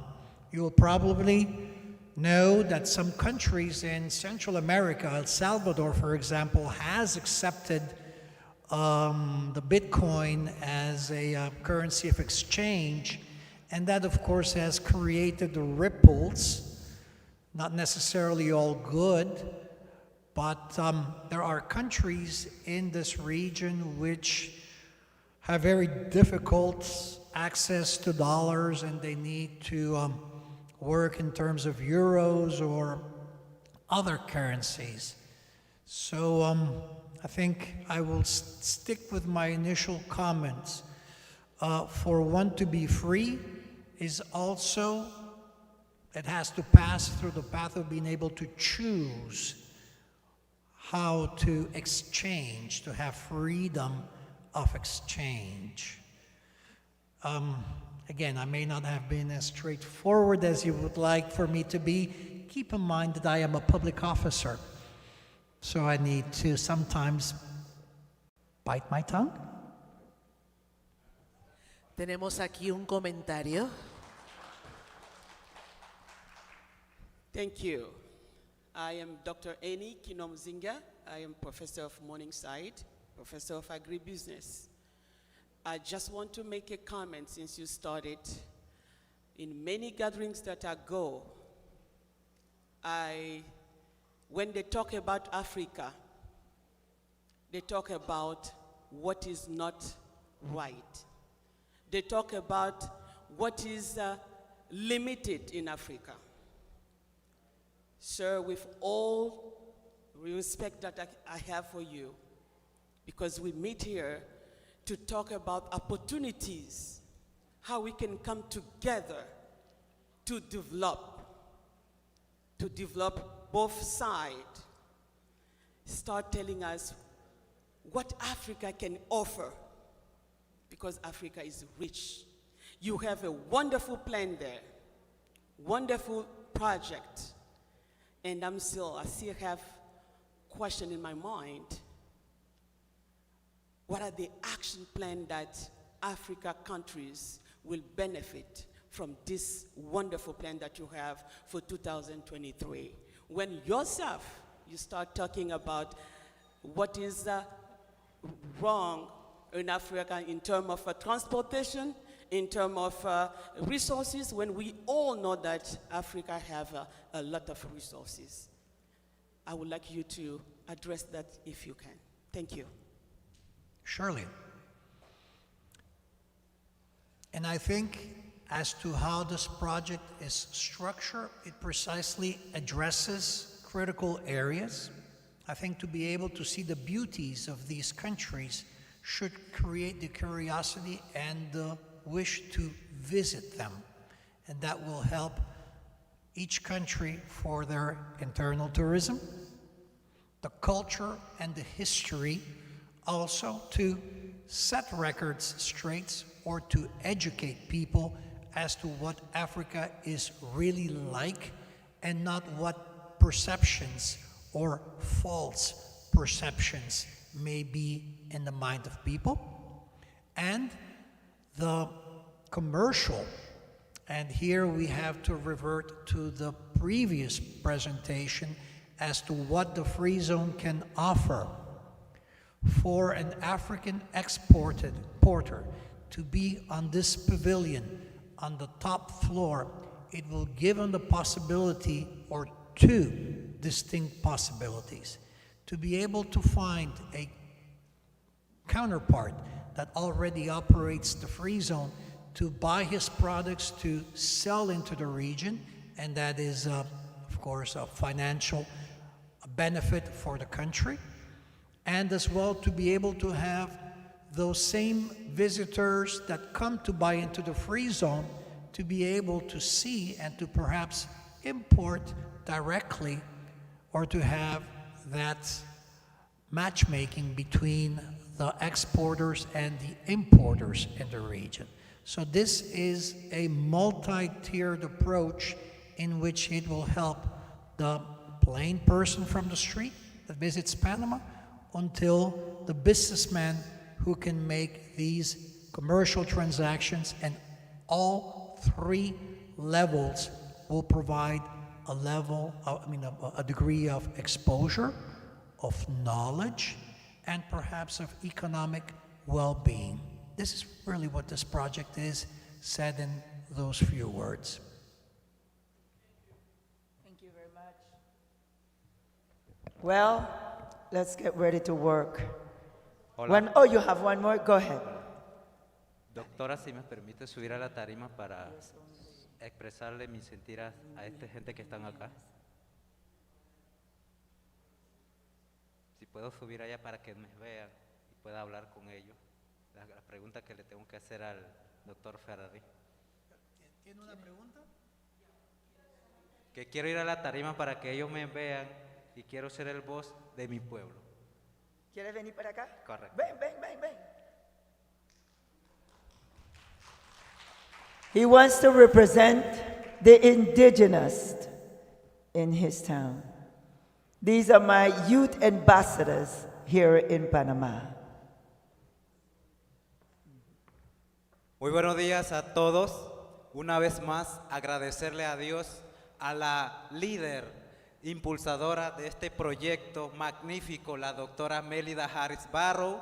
Nosotros como pueblos indígenas, como lo dijo la doctora, ella nos tiene incluido acá porque entiende perfectamente lo que nosotros hemos estado a lo largo de los tiempos estando resistiendo en la lucha dentro de la comarca. ¿Y por qué vine acá? Porque yo quiero que ustedes me vean. Ustedes vean que soy el voz de esos miles de niños, niñas, jóvenes, madres y padres que han luchado a lo largo para poder mantener viva nuestra cultura milenaria en la comarca. Así como se expresó la doctora Harris por el pueblo de África o los africanos, nosotros también podemos expresarnos que estamos siendo parte. Nosotros no somos diferentes a ustedes, quizás el piel, el idioma, pero somos iguales, hermanos de América y del mundo. Si no nos consideran, siempre hemos sido ignorados, doctor. Nos han tenido marginados. Sin embargo, en la comarca, en Ove Buglé, los pueblos indígenas también, incluido la Emberá, Gunayala, que ellos no tienen acto de presencia acá, pero son nuestros hermanos que también proyectan la cultura. También tienen proyecciones que han sido ignorados por diferentes gobiernos, que nos ven solamente, que nos ven en la calle. Nos ven en la calle luchando porque nosotros creemos en la tierra madre, que es nuestra vida, que es nuestra esperanza desde lo largo de los tiempos y hasta un futuro. Entonces, ahorita mismo estamos acá, queremos agradecerle, doctora, por abrirnos este espacio, que queremos proyectar nuestras artesanías, que también podemos entrar en este mundo de negocios, que tenemos que de nosotros presentar también para Panamá y el mundo, porque esta es nuestra cosmovisión y supervivencia. Gracias a nuestra madre, a las abuelas, producto de la artesanía nos ha traído, y soy claro ejemplo, que estoy acá expresando esto, quizá no hablo bien el español, mi idioma en Ove, bliden overe, tico en overe, es decir, hablo en mi idioma materna el mejor que el español. No hablo el inglés y no pierdo el tiempo, la oportunidad y la esperanza de que un momento pueda expresarme en idioma inglés en representación de mi pueblo en Ove Buglé. Porque nuestro país, Panamá, es un país de crisol de raza, llenas de culturas, tradiciones, costumbres. Es lo que nos hacen diferentes, es lo que nos hacen fuertes y sobre todo crecer, como se dice el lema que todo el mundo conocemos, Panamá, fuente del mundo, corazón del universo. ¿Y por qué nos tengan siempre excluidos? Nosotros también somos parte de Panamá, desde historia, y seguimos siendo resistentes. Y vamos a seguir resistentes cuando creemos que todos valemos igual, que todos somos importantes, que todos tenemos algo importante que aportar, que todos podamos juntos, unidos, contribuir No nos menospreciemos. Este es un encuentro no solamente de reconciliación, que donde podamos reconocernos que somos hermanos y hermanas y que vamos juntos a que este proyecto sigan creciendo, sigamos ofreciendo a Panamá y el mundo lo valioso que es nosotros, porque somos iguales ante ojo de Dios. Es por eso tenemos exhibición de cultura, de arte, de las abuelas, de nuestra madre, que no sé hablar ni siquiera el español, que para poder ellos comunicarnos con nosotros tenemos que hablar en overe, que es nuestro idioma materna. Si ustedes lo que están hablando acá, ellos no van a saber qué es lo que están hablando, pero para eso nos han mandado a educar, para que seamos voz y podamos llevar este mensaje en la comarca. Y lo invito que pueda visitar nuestra comarca, que está en Panamá, y muchos de nuestros pueblos de la comarca no saben que existe el zona libre de canal, que es para comercio y otro punto más. No sabe que el canal de Panamá, que cómo se está invirtiendo. Ese recurso no llega a la comarca, tampoco se proyecta y tampoco se traen allá para que puedan ver, porque para nosotros poder aprender y aprender tenemos que salir de eso. Y este espacio que nos ha abrido la doctora, gracias doctora, eres una líder, eres nuestra heroica en todo este evento. Muchas gracias.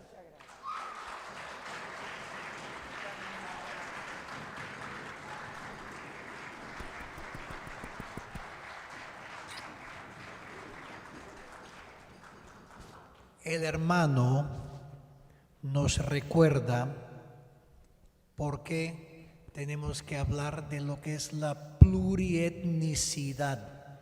Este no es un proyecto solamente para hablar de lo que es la presencia africana, que es muy importante, que requiere de ese reconocimiento, pero ahora ustedes entienden por qué en su momento utilicé el término de la o plurietnicidad de esta región y del mundo entero.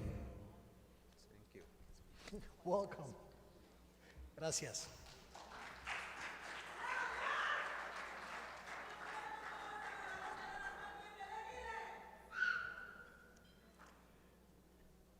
Any other questions?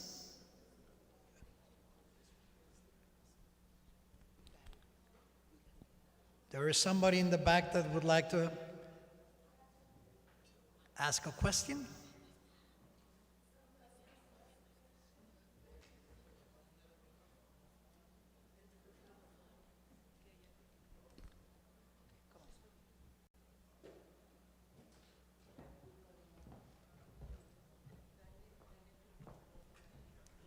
Good morning, everyone. My name is Farad Lenz, President of Farad Lenz Foundation. I'm here to talk. I'm not going to take a long time because I might speak tomorrow about the situation. Talking about the free zone. I'm Asian. We know everywhere we talk about freedom and free, we see Haiti.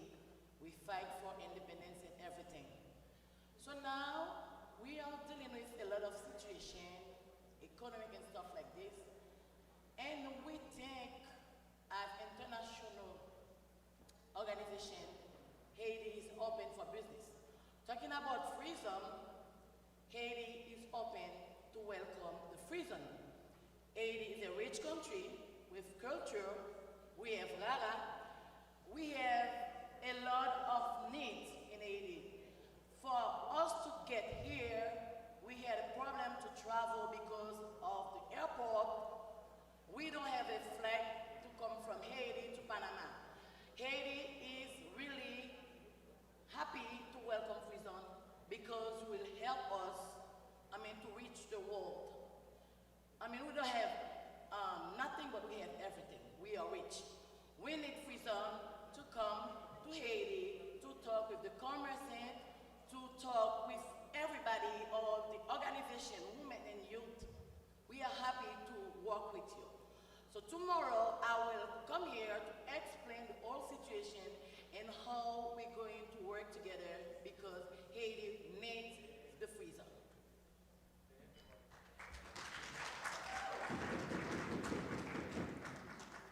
May I just, before providing the microphone to our beloved lady that requested to ask a question. There is a lot of injustice in the area. There's a lot of things that need to be addressed, and work needs to be done. So count on that, madam, because business, as I said, is the means to get out of poverty, to promote well-being, to create progress. But gladly, we will continue with this dialogue because we want to make this accessible. The free zone should be accessible to all walks of life and from the 5 continents. We should not put barriers for commerce. Greetings in the name of Africa, my beginning, Africa, my ending. My name is Jessica Mbangeni. I am a praise poet. Just a second before I ask my question, the praise poets in the African culture are marginalized. And the first woman who was the advocate of the rights of the people was banned. So I feel offended when someone says to me, I have to speak briefly, because what I speak briefly, I speak for the people, not for myself. I've traveled all the way from South Africa, not with the country's resources, from my own pocket. I do not have I'm not on payroll, I'm an artist. But the political office in my country has, take my word, I'm from the Global Expo in Dubai, given the mandate to speak to the Sheikh Mohammed by President of South Africa, Cyril Ramaphosa. I'm not a politician, but I am a powerhouse voice in the whole of South Africa. The 55 million people in South Africa listen to me. All the departments, trade and industry, they know that I'm here. They know what I'm doing. So, sir, I'd like to say to you, thank you for your presentation today, because it would take you protocols for you to have that courage to reveal your way forward. Thank you so much for that. And I'd like to say to you, South Africa is an industry on its own, is the hub to the African continent, is the gateway to Africa. For the people that have not been able to come here, who have not been granted visas, but South Africa will have the power when I come over there and say, open the gates for our African brothers to come to Panama. I know all the political protocols and bureaucracy, and I've got the voice to do that. So thank you ever so much. It's because of the spirit of our ancestors that you had the courage to open the secrecy of the economic development of Panama and the whole world at large. Remember, Africa, the population of Africa and its resources, the decommodification of the commodities, there will be beneficiation, because the plants, if we structure policies very well, the plants that will manufacture all the commodities that will come from Africa, they should be in Africa, not from China, because you have shown us the maps that are coming from all these. So now the port that will bring all the commodities must be from African continent, and all those policies will be in place. And I assure you that you are not speaking to the dumb ears. You are not speaking to Africans that will still go and knock. There are Africans at home. Marcus Garvey said, Africans in Africa and abroad. I am in the hub of the continent, born there, and I live there, and I've got power in there, and we shall resuscitate and change the world and make it a better place to live in. Thank you.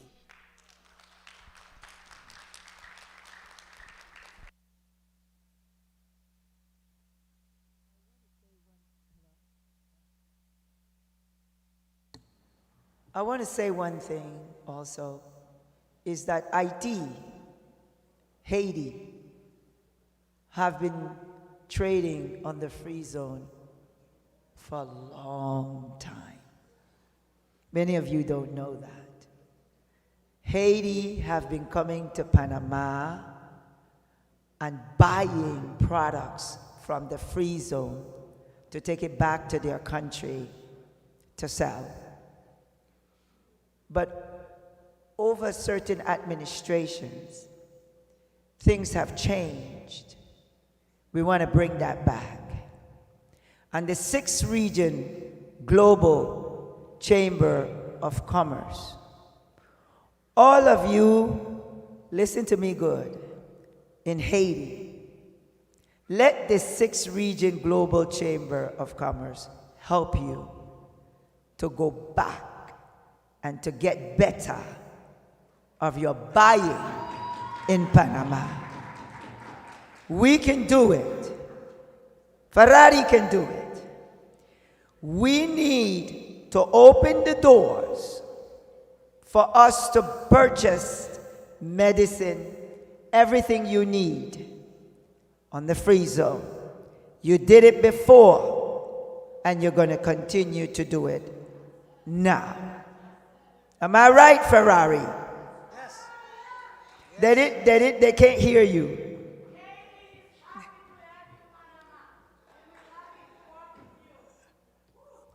I will stop here because I have to save some ammunition for tomorrow. So I'll stop it here, okay? Thank you very much, all. Thank you. Thank you very much. We are getting ready now to introduce. Voy a bajar ahí. Sí. Idania is going to introduce our next speaker. Thank you. Are we going in the right direction?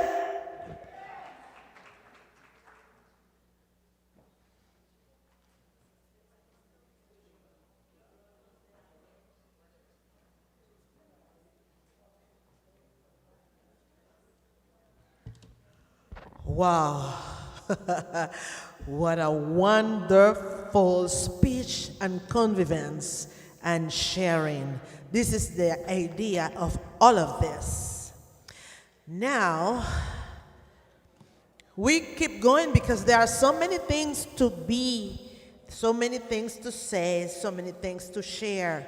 So we need to follow the schedule. So that is why I'm going to bring up stage a gentleman which name is Gabriel J. Christian. He's a principal of the law firm Gabriel J. Christian and Associates in Bowie, Maryland, USA, a native of Dominica. Mr. Christian attended the University of the District of Columbia College of Business and Public Management in Washington, D.C., where he graduated with a BBA in procurement and public contracting. Mr. Christian studied law at Georgetown University Law Center in Washington, D.C., graduating with the degree of Juris Doctor in 1991. He was admitted to the Maryland Bar in 1991 and is also a member of the Bar of the Supreme Court of the United States of America. He is the legal advisor to Prince Ermias Saleh Salah and the Ethiopian Crown Council and the Dr. Julius Garvey and Marcus Garvey Institute for Human Development. Ladies and gentlemen, Gabriel J. Christian to share with all of us. I hope I said it well. Good morning, everyone. Let's give her a round of applause for an outstanding job. Thank you very much. Thank you. A blessed good morning, everyone. My name's Gabriel Christian. My wife, Joan Christian, sits over there. I want to give recognition to Dr. Barrow for her outstanding work I want to give recognition to Krishna Kamarina of the Panamanian government, Senadap organization, which is dedicated to taking care of the affairs of Afro-Panamanians. I want to recognize the ambassador for the diaspora from Ghana and our sisters and brothers from Ghana. I want to represent here, best I can, the spirit of the West Indians who came to Panama 100+ years ago to build the Panama Canal. Let's hear it for the West Indians who built the Panama Canal, ladies and gentlemen. I want to recognize Dr. Julius Garvey, the son of the Right Honorable Marcus Mosias Garvey, who also came to Panama. I want to recognize Prince Ermias Selassie Haile Selassie, who's here with us today, who represents the Ethiopian Crown Council, my client. And what I'm going to do this morning is I'm going to focus on what we have done in the African diaspora. What we have done as those of African descent to not only build the Panama, but to build the Americas and to enrich Europe and others. And what it is we must do now, as Bob Marley said, collective security for surety. And so, on this screen is a great African leader. Why is he great? Well, not only was he the emperor of the only independent African nation, a nation that was not involved in the transatlantic slave trade, a nation that stood up for African dignity, a nation that stood up for African development. Emperor Selassie did something remarkable. To this date, he remains the only African leader who's come back to the diaspora and sincerely said thank you. And not just say thank you, he dedicated land at Shashamane in Ethiopia. Let's hear it for Emperor Selassie, brothers and sisters. He dedicated land in Shashamane so that Africans in the diaspora could come back to Africa and live and work and contribute their skills to the development of that great nation. He did more than that. He came to the Caribbean. He came to the United States. When he came to the United States, he went to Harlem, to the Abyssinia Baptist Church, where Adam Clayton Powell, his father, and himself presided, and said thank you to the African Americans who had rushed to the aid of Ethiopia in 1935, including someone who I'll talk about shortly, John Robinson of Mississippi, the Brown Condor, who helped form the Ethiopian Air Force and Ethiopian Airlines. Today, Ethiopian Airlines is the largest airline in Africa and the 5th largest in the world. Let's hear it for Ethiopian Airlines, brothers and sisters. And so this morning, we do not come as beggars. We do not come as slaves. We come as virile, intelligent, dignified, and purposeful people to a country, Panama, that we built. Let's hear it again for those who built Panama of African descent, brothers and sisters. So I'm going to give a little bit of history. There we go. One of the most important things is we have to understand everything has a time and a place. This forum is for understanding. I want to recognize our brother, the indigenous leader of the people of Hawaii, or Keith and Kin. God bless you. Let's hear it for Hawaii and the leader from Hawaii. Our indigenous brothers and sisters. And let's hear it for the other indigenous leaders from Africa who are here, including the sister from South Africa. Let's hear it for them, please. On the screen are two great Africans in the diaspora. Booker T. Washington's focus was on the business of education for newly freed African Americans. He built up Hampton Institute and Tuskegee Institute more than 100 years ago. His early ally was agriculture scientist Dr. George Washington Carver. Today, Tuskegee University is an eminent center of higher learning in the United States. And so on the left is Booker T. Washington, who was born an enslaved African American and became one of the greatest educators in the history of the African diaspora. And to his left, my right, is Dr. George Washington Carver. Dr. Carver, to this day, remains the greatest American agricultural scientist, black or white. His work revolutionized food production in the southern part of the United States, and he worked at Tuskegee. Let's hear it for science and technology, brothers and sisters. The Right Honorable Marcus Mosiah Garvey was the founder of the Universal Negro Improvement Association. Marcus Garvey believed that ownership by our people of the means of production was a must. He believed in education and our control and mastery of science and technology. His son is here, Dr. Julius Garvey. Let's recognize him.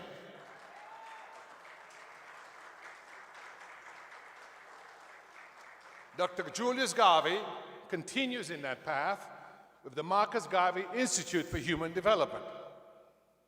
It must be our commitment to connect all African centers of higher learning into an enterprise development, education, and prosperity network. Let's hear it for education institutions getting together.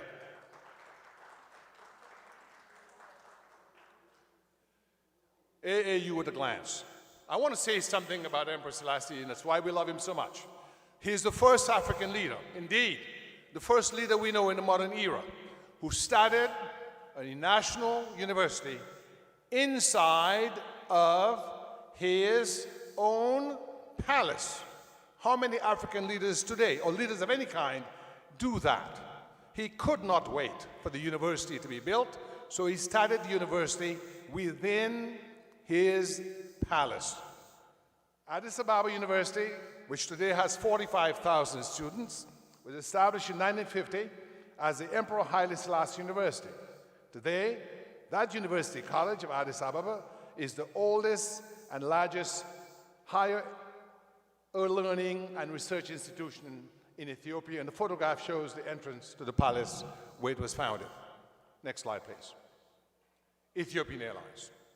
What a majestic feat of African diaspora connection. Some people talk about it, and some people just do it. What an amazing story. I want to share with you that John Robinson was a poor black boy from Mississippi.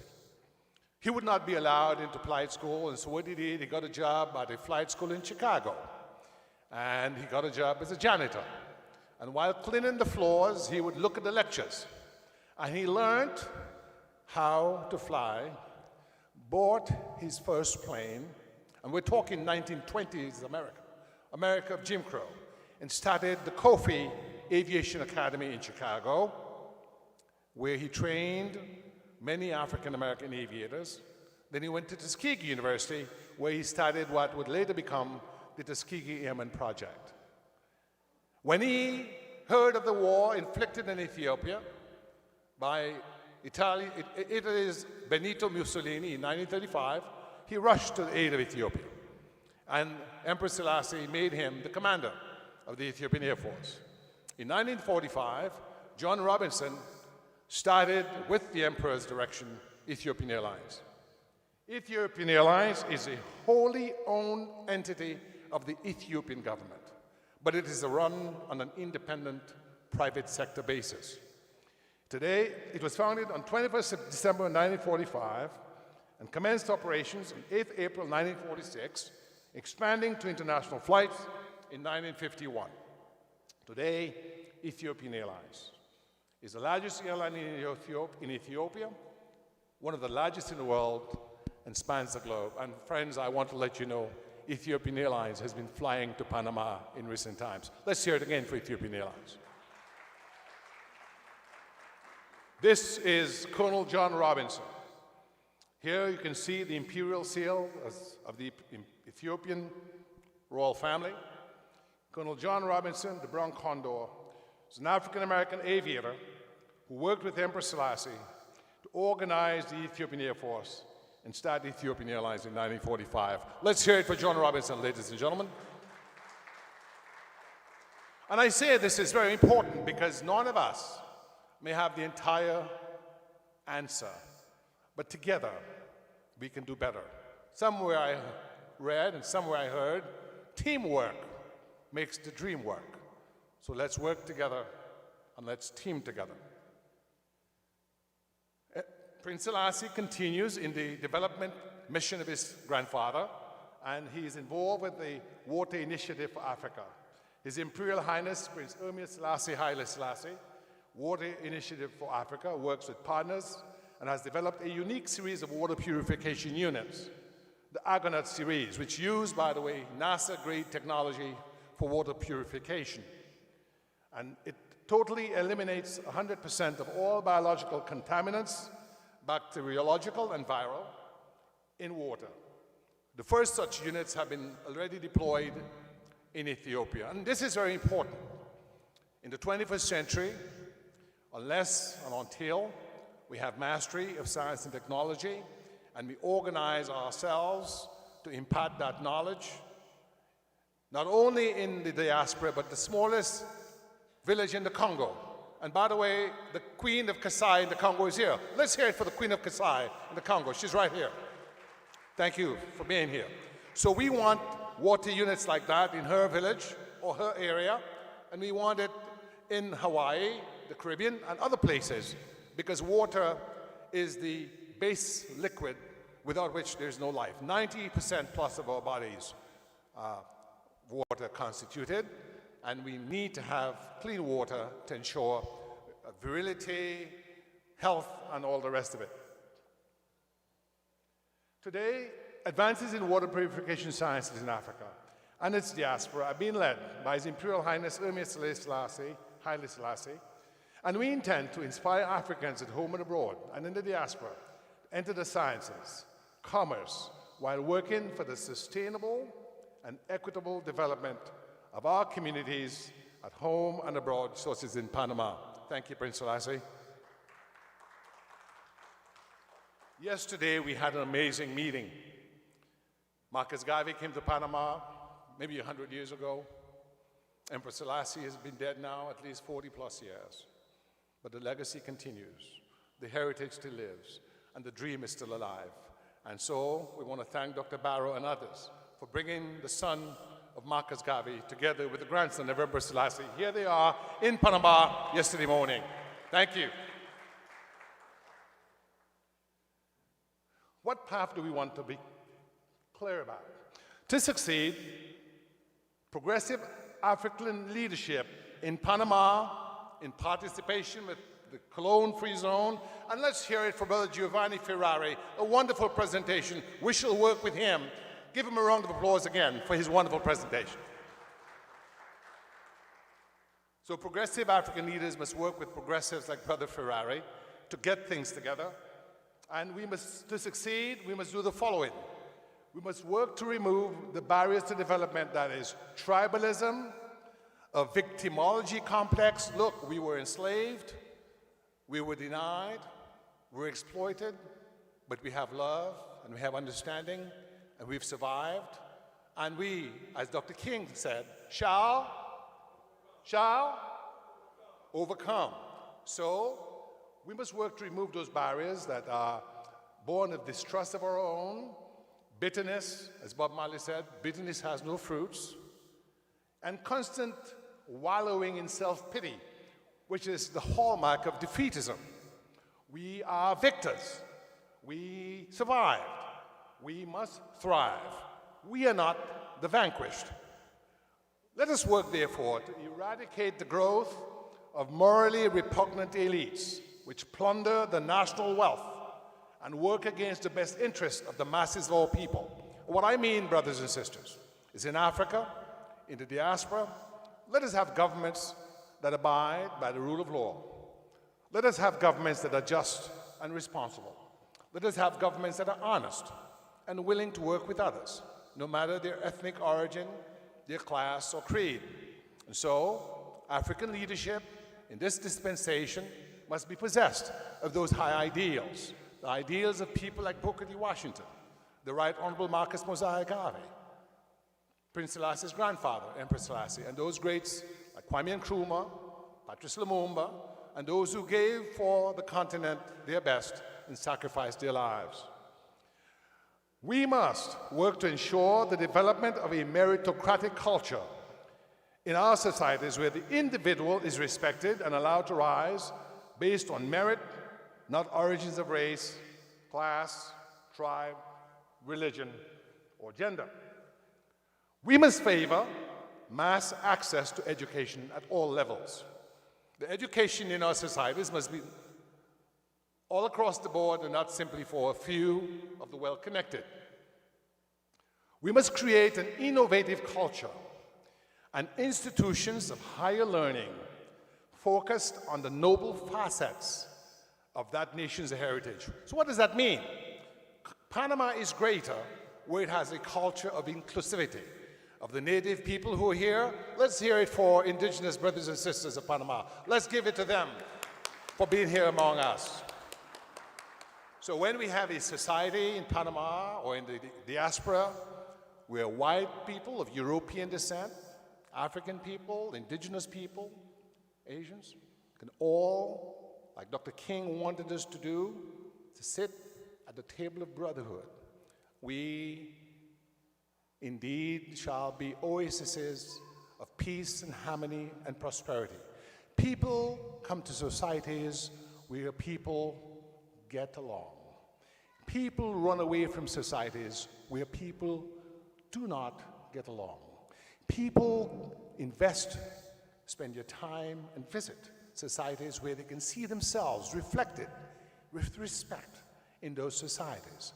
And so where we can have tourism at the highest level is where that tourism is reflective of the entire culture of a society, not just a narrow segment of it.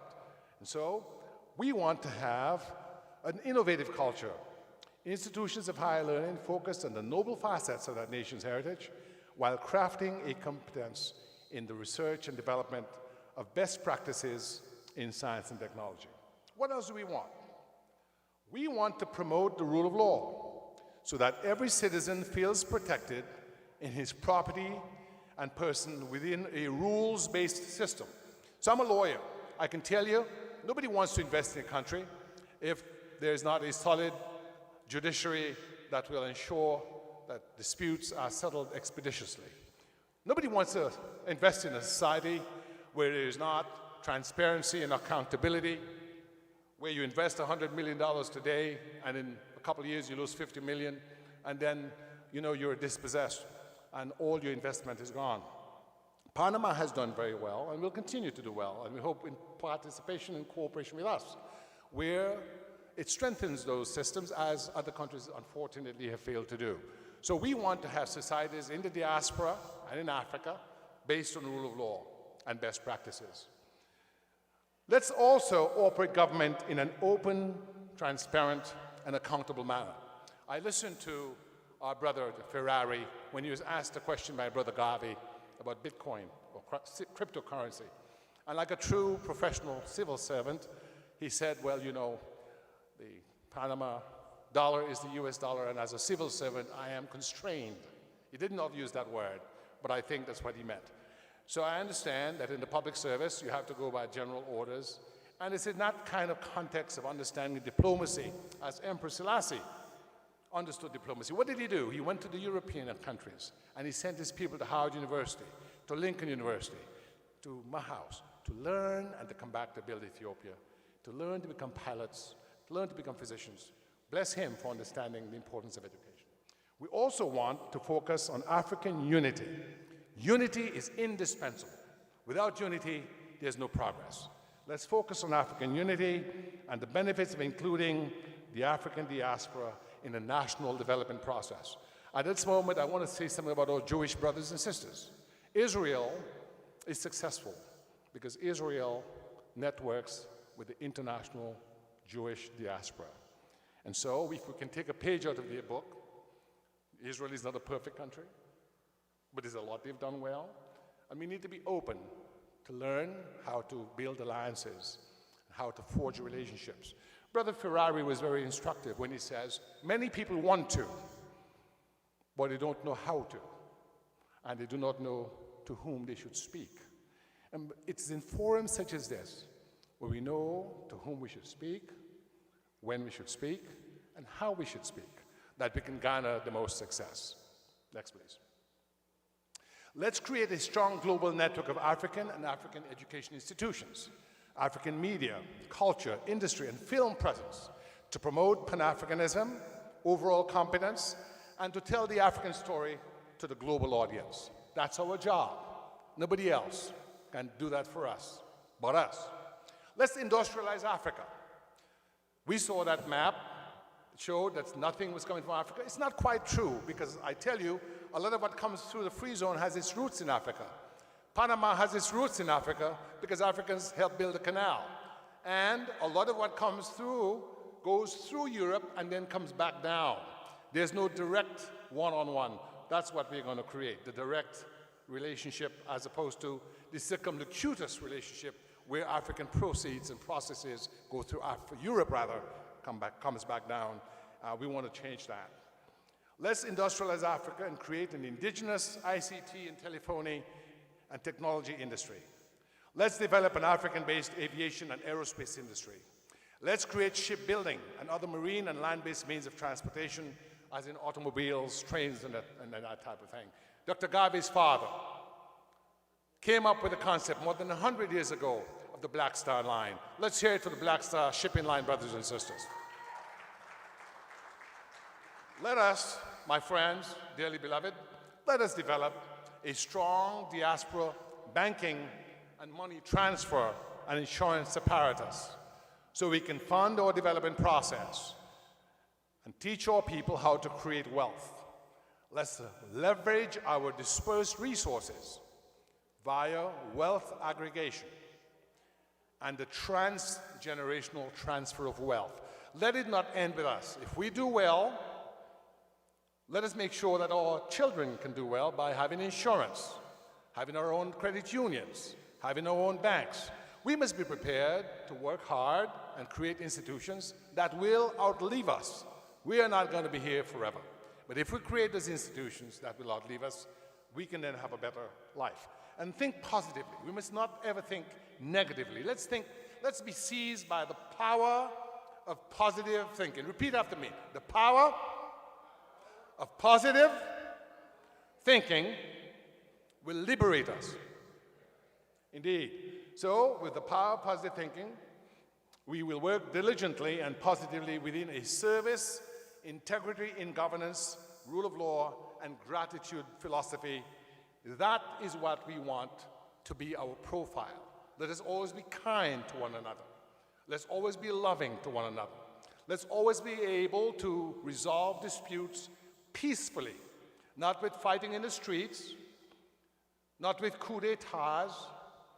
Let's understand that as human beings in the 21st century, societies are more attractive when they have arrived at a high level of conflict resolution. In the United States, which I dearly love, we're not perfect. But I'll share with you an example. 2 years ago, a young man by the name of George Floyd was killed. He was killed by the police.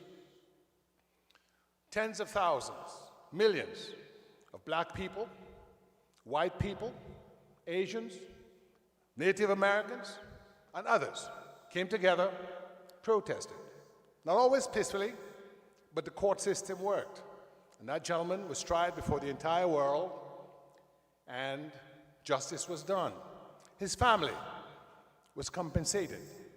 And so, the United States of America is not a perfect nation, but it's a great nation because it has moved through several different levels of evolution. And as Lincoln, the great American president, or martyred president, or eternal president once said, let us always appeal to the better angels of people's nature, never their worst features. Next, please. Next, please. I'm going to show you a few examples of what it is we are doing with the Ethiopian Crown Council to develop the next please, video. Ethiopia today is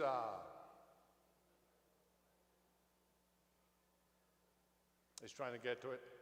So this is important. So I came here, Dr. Barrow, thank you very much.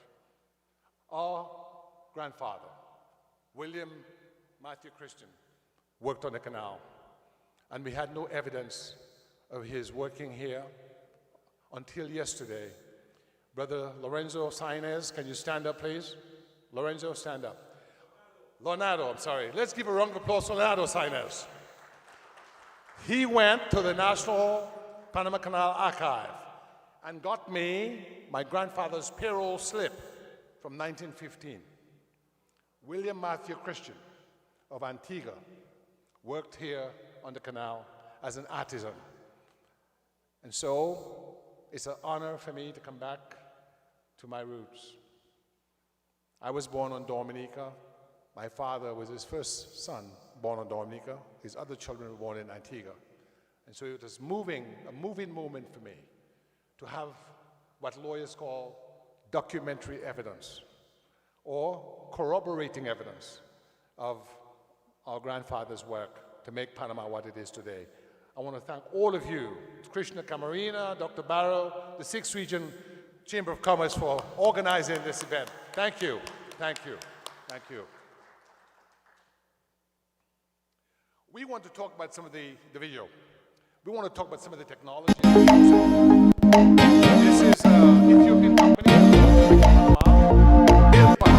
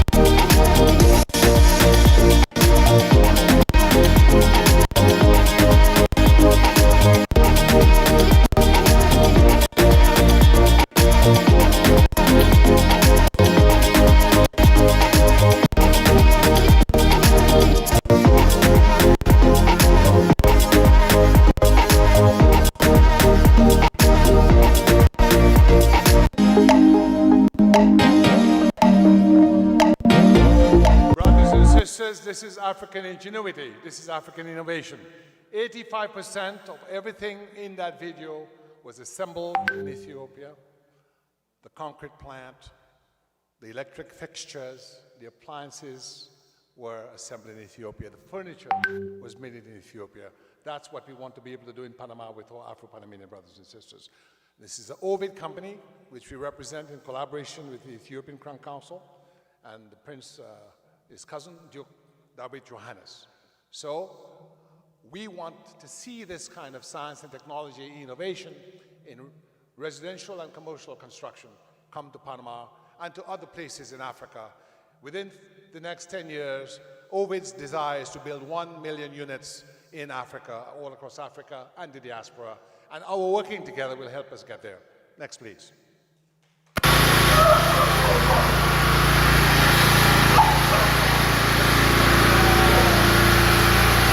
He is not here today. I introduced him to Dr. Millie Barrow, the IBM executive, former IBM executive, Horace Clemens. And that's why we must not get caught up while we are Pan-Africanists and are people of African descent. We must always, as the emperor did, be willing to reach out beyond the narrow confines of ethnicity. We must never become so ethnocentric that we misunderstand the importance of alliance building. Horace Clemens is a white Alabaman, but he's more committed to Africa than many Africans I know. He grew up among black sharecroppers, went to Vietnam, made his millions at IBM, and has developed the Ogun. Repeat after me, Ogun. Ogun is the African god of metal. And there we go, Yoruba. And he's developed the Ogun tractor, and he's dedicated to having these tractors assembled in agriculture sectors in the diaspora, as well as Africa, so Africans can assemble, repair, and develop their own agriculture technology on site in a three-part collaborative: the government, the university, the private sector, farmers who will use the end product.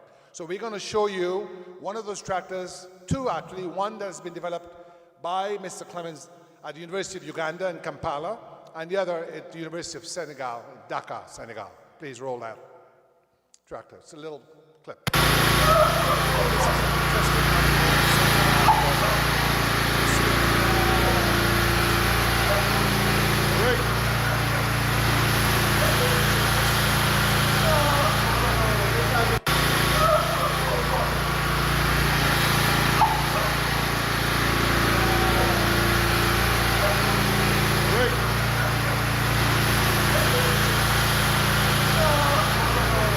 To the next photograph.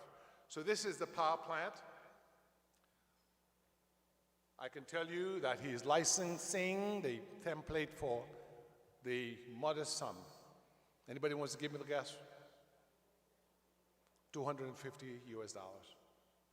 Because he's not interested in money. He wants to dedicate the rest of his life to Africa. He told me, Gabriel, African Americans, among whom I grew up as a poor white boy in Alabama, helped build our country.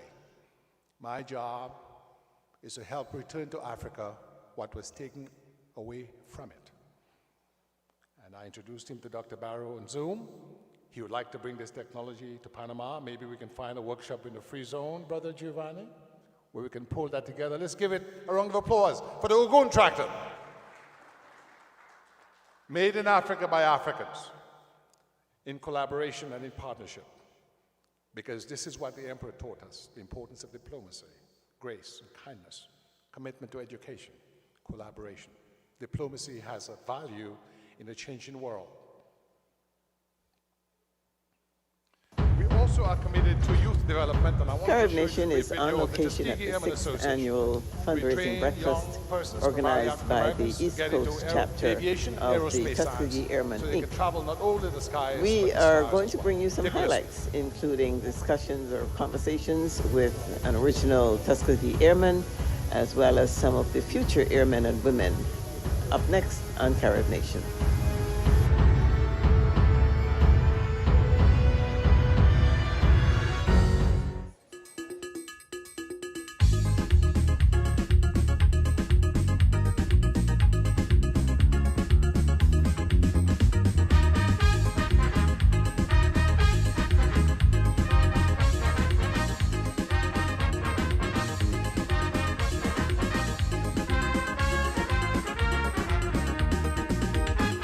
Hello, welcome to Carib Nation. I'm Doris Dean. Carib Nation is on location at the 6th annual Youth in Aviation Breakfast. It's hosted by the East Coast chapter of the Tuskegee Airmen Inc. And this breakfast brings together a group of people who have been working to help young people understand aviation. We will bring you some highlights, talk with an original Tuskegee Airman, some of the people involved in putting the program together, as well as some of the students who have benefited from the program, Youth in Aviation. We would like to welcome all of you here this morning.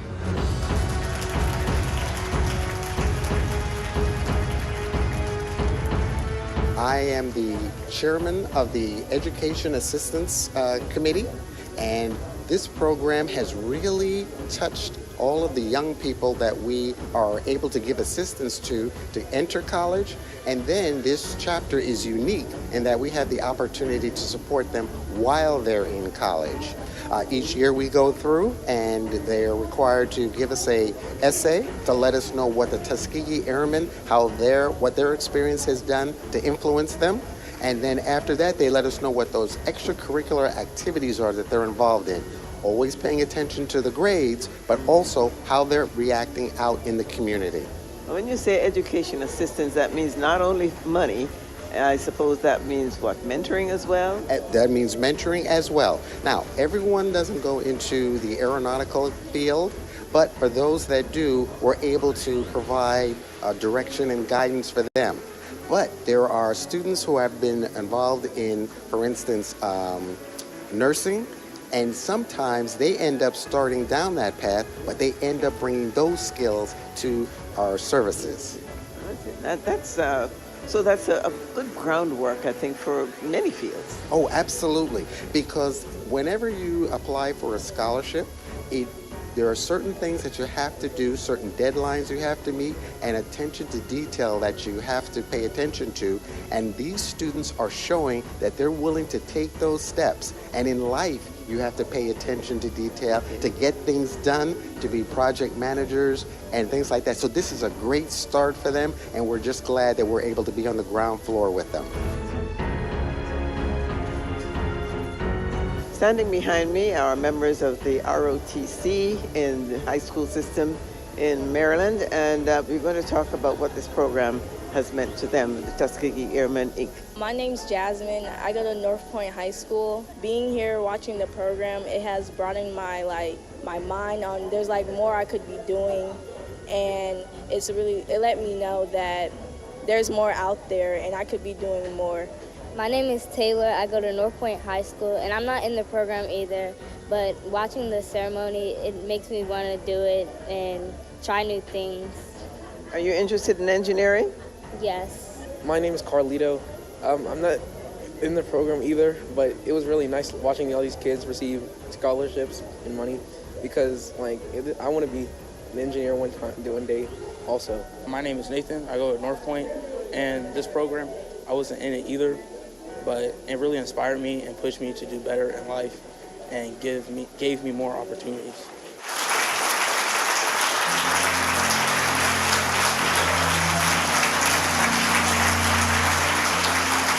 With me is Colonel Charles McGee, one of the original Tuskegee Airmen. I have the great pleasure of talking with him again after we first talked with him in 2013. And it is my pleasure to see that you're still going strong, and you're going to be 100 this year. Congratulations on that. And I'm so honored and to be in your presence, but I'm so pleased to see that you're still able to help and willing to give back to the young people. And it's important because they're our country's future, and they need a lot of support with what's going on, and so it's a pleasure to do that. Plus, it keeps me out of the rocking chair. And that is very important. I see you're doing very well. You talked about 4 pillars of the 4 P's of your essence of who you are. Talk a little bit about that and what that means for the young people. Yeah. Well, the value lessons that helped us are good for them today, but also for them to understand. I put it in the 4 P's: perceive, prepare, perform, persevere. If we hadn't have done that, certainly who knows what our country would be today. And they are our future, so we need to pass on, mentor them, help them to take their rightful place in the future of our country. I'm sure you must be very proud to see how many young people are interested and committed to continuing this program. That's so true, and to see them enthused and so on and keep them motivated is so important, because there's so much out there that they don't need that's in the pathway, and so long as we can help some stay on the good path and seek their input to the future of our country, it's worth it. What did you think of that exciting presentation by our keynote speaker and what that means for the young people? That was enlightening to know what it takes to do the things that have been important to the country and certainly in the future. I often tell young folks that say, you know, we're planning to go to Mars. His own aerospace manufacturing firm, the only. And I say, but guess who's going to make the trip? I think when all the planning's done. In 2021, he developed a single-person spaceship based on his 21 years of managing the Hubble telescope for NASA. He told us how many astronauts doing maintenance in their regular spacesuits almost died because their breath liquefied and they almost drowned in their own suits. So he developed a spaceship that you can use in your ordinary clothing. I've been in the prototype myself. I can't talk much about it, top security. He came to the United States as part of the African diaspora from Jamaica when he was 18 years old. And today, he employs scientists from all over the country and has 4 plants. His main plant is in Lanham, Maryland, not far from my office. And we do some legal work for him. So let's give a round of applause for Robert Rashford of Jamaica by way of the USA. By the way, this is General McGee. He just died January 16th. He was 99 years when this film was taken. He died at 101. He was flying aircraft at 100 years old and was the American, black or white, fighter pilot with most combat hours in 3 wars, World War II, Korea, and Vietnam. And President Trump, at the last State of the Union, promoted him to General McGee, and unfortunately, he left us. But he, at 99 and 100, and his daughter were helping to train the future African-American minority aviators and aerospace scientists. So this is something for us to consider in our own lives, what it is we're doing in our communities. Please continue rolling the tape.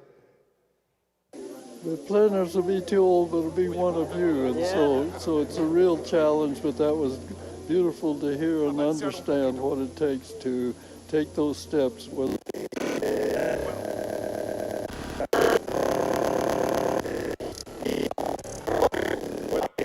Of space is becoming now the new frontier with the folks like Elon Musk, Jeff Bezos, investing a lot of private capital now into the space business. It's a wide open field. And so there are so many things that we can do in space as, guys like Jeff Bezos and Elon Musk open up the cost to get to space. You're going to start seeing a revolution in how we do things in space, from the era of communications, from the era of medicine, and even defense. Wow. Well, that's a lot to look forward to. I think our young people have a lot to handle. They have a bright future, I think, in space. Well, your presentation was very impressive for somebody who's not even interested in science and engineering, but it was really very eye-opening, and I thank you for that. You're quite welcome. With me are 3 young people who are really ahead of the game. They're preparing for flying, and they got these medals today for participating in the Youth in Aviation program to get their license to fly. So tell me, how did you get involved, and what has the program meant to you? We were originally at Silver Air Patrol. One of our senior members mentioned it to us. We came there, checked it out. Seemed like a really cool place and all that kind of stuff. So yeah, we basically signed up for it. Cool place to hang out, huh? How about that? Same thing with him. We all come from the same program, and a senior member who's part of the Tuskegee Airmen chapter, he mentioned it to us, and our parents took us, and it was a great opportunity for us to gain experience with flying, since most of us want to be aviators. So, yeah. Oh, great! We're going to be having some great aviation going on. It's the same as them as well. Yes. What is your basic interest? Was it flying? Was it the excitement of dealing with the airplanes? Is it engineering? What is it? I would say it was flying. and getting acquainted with the aircraft. Fascinating just to look at that dashboard, right? Yes, ma'am. Thank you so much for talking with me, and good luck to you all. Thank you. They asked me to say a few words about my dad, and I couldn't think of anything without tearing up because I'm so proud. And I'm also so proud of seeing the young people who are the legacy of everything that all the airmen do. I tell people find it hard to believe is that we didn't understand my father's history or the significance of it until I was out of college, pretty much. And what happened is back in '72, he would meet with friends. We figured, well, Air Force squadrons get together and stuff. And then we started noticing these friends seem to be a little special.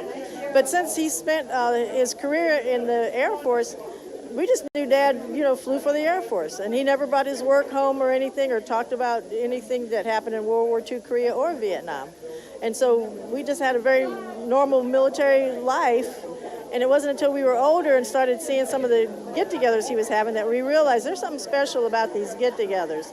And then that's when they formed the Tuskegee Airmen Inc., the national, because they realized that no one's going to get their history out unless they do. And so that's why they organized. And so it kind of dawned on us a little slowly. We're kind of like, my sister and brother and I were kind of going, these aren't just regular military people that we're getting together with. So that was kind of our discovery of it.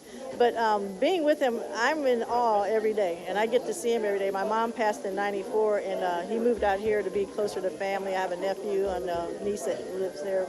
She moved to Chicago, but he came out here after retiring in Kansas City in '73, and I'm in awe. And I know I shouldn't be at this point, but we just came back from New Orleans last night. He was honored at the World War II Museum, and was running around, hanging, doing, discussions with young people. And I think the young people is what keeps him going. He started the Youth Foundation for the National back in the 1990s, and they raise money through Tuskegee Airmen Inc., for Tuskegee Airmen Inc., for the different chapters' youth programs and stuff. So our chapter, even though we started ours first, we were able to get money from the foundation that he started to help extend their flight time with some of our students and that kind of thing. So, but he's always been about the young people. I didn't know I would like flying as much as I did until I started this program. They asked me to help. I was actually a scuba diving instructor at Georgetown University, and when they wanted to stand up this program, they said, well, you work with young people, come on. And I was like, okay. And then through helping them come up with a curriculum, I said, this is pretty cool. I'd probably like it a lot better if I got my own license. And that's how I got started, and I was immediately hooked, though. So I got involved by one of the members of this organization who reached out to all of the alumni of my elementary school and told us to apply for scholarships, and I applied and I got one. So Congratulations. Thank you. And what are you going to study? I'm going to study international business. Okay, so you want to travel and help the world, I hope? Yes, definitely. It's very exciting, especially like you said, for the young women. As Mr. Rutherford, I was sitting towards the back, was making his presentation. I could see quite a few of the students were nodding, and I was very happy to see, like, among those same students, a lot of them asked questions at the end of his presentation. And I think after that, I'm an engineer myself, because the information was just amazing. It was so informative. It was really good. Yeah, I told him the same thing. For somebody who has no interest whatsoever in engineering, it was very exciting to watch that. And I think the way he presented it, it was very easy to understand and to learn the information as well. I thought the program was very inspiring, quite exciting to see the young people involved in this way, but also I thought very important that the Tuskegee Airmen were reaching back. They weren't just resting on their laurels. They recognize they are encouraging young people to be the leaders of the future. So it was an exciting presentation, particularly the gentleman, Mr. Rashford, who talked about his company and what he's doing for the space program. I think a lot of the young people got excited and said, hey, maybe I can do that too. So I'm a retired United States Air Force flight nurse. I was a flight nurse examiner on the hospital jets and things like that. But it's very important for us as retired people to pay it forward and give back. I was helped all along my way through nursing school, a master's at Yale, a doctorate at Columbia, and I've been quite successful in my career. I worked 38 and a half years in the Air Force.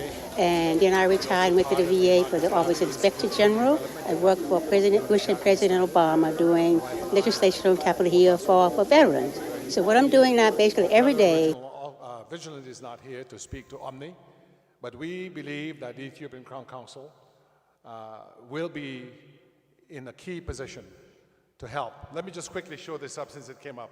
Environmental Technologies and Solutions, if you can just run it, it's technology, Regreen Organics, hopes to work with the African diaspora to turn waste from waste, any organic waste like chicken manure, cow manure, organic waste, waste vegetable material, to take this waste and create an organic fertilizer industry. So in many parts of Africa, and even some parts of the Caribbean, like Haiti, for instance, we have deforestation. And when you have deforestation, you have leaching away of the soil and all its nutrients. So that technology will take waste from urban centers, like in Panama City, instead of putting it in a landfill where it does nothing.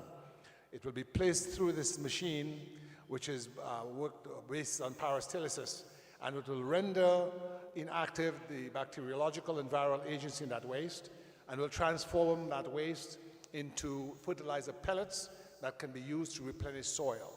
So instead of having waste occupy real estate and render that real estate unusable for decades, that waste can be used as an income-generating engine to help your agriculture, food security, and overall productivity.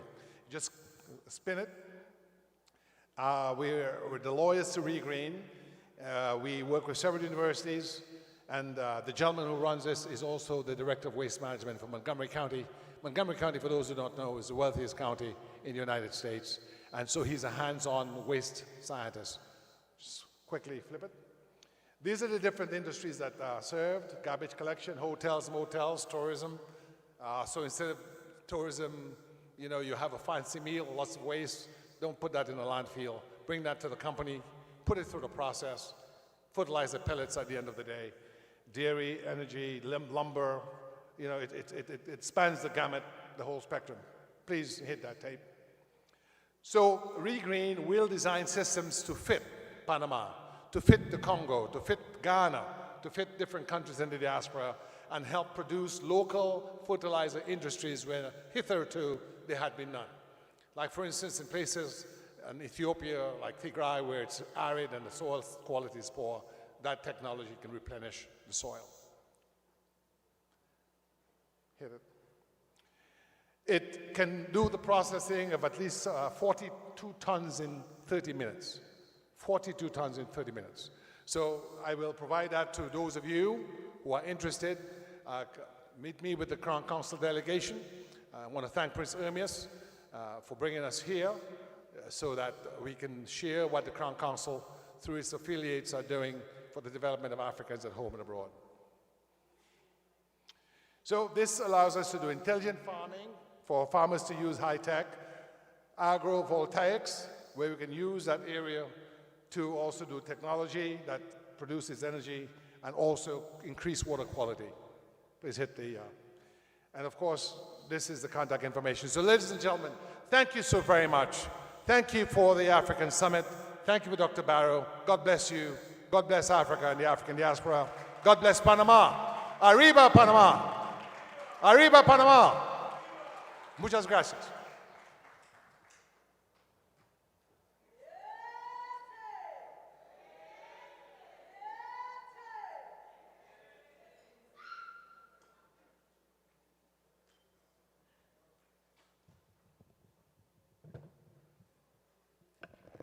Wow, thank you for this.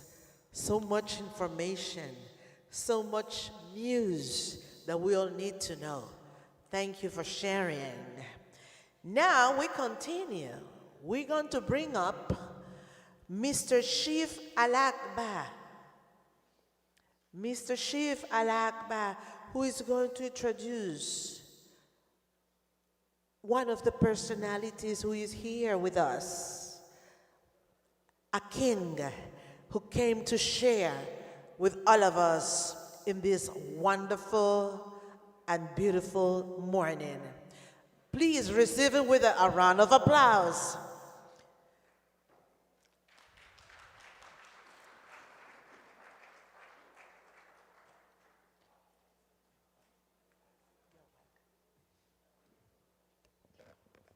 Thank you. Ekaba, my name is Chief Alagba Babatunde Ajeyefa Fashegun Oyewole Akinshegun. That is my title as Chief Alagba, Chief of the Ancestral Society in Oyotunji African Village, located in Selden, South Carolina, United States. Oyotunji is now celebrating our second reigning king. Oyotunji was created in 1970 from the African Cultural Restoration Movement as a push to give the African Americans a chance to live the lifestyle of their ancestors. It is my pleasure to introduce to you our king, our second reigning king. As we know, we say in our Yoruba culture, Iran Diran. From one generation to the next generation, we shall succeed.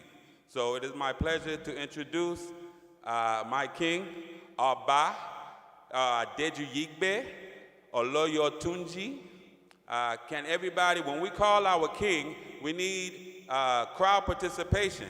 So if everybody can repeat after me and say, Kabiesi,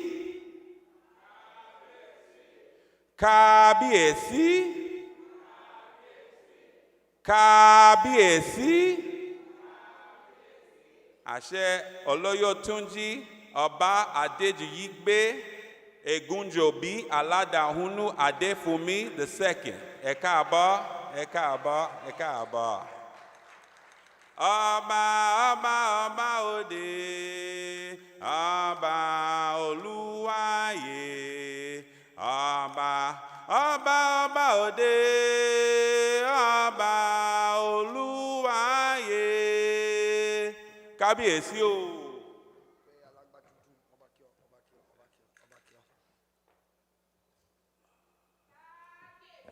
Ọba kí ọ, ọba kí ọ.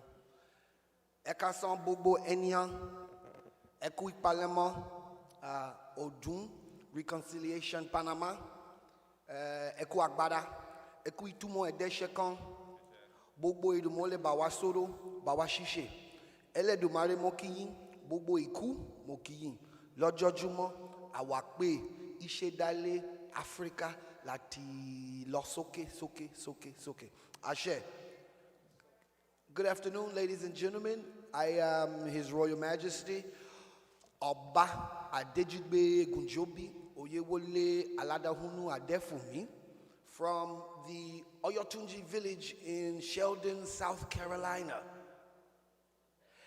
It's really awkward when people say, "You are the king?" I say, "Yes." They say, "Where are you from?"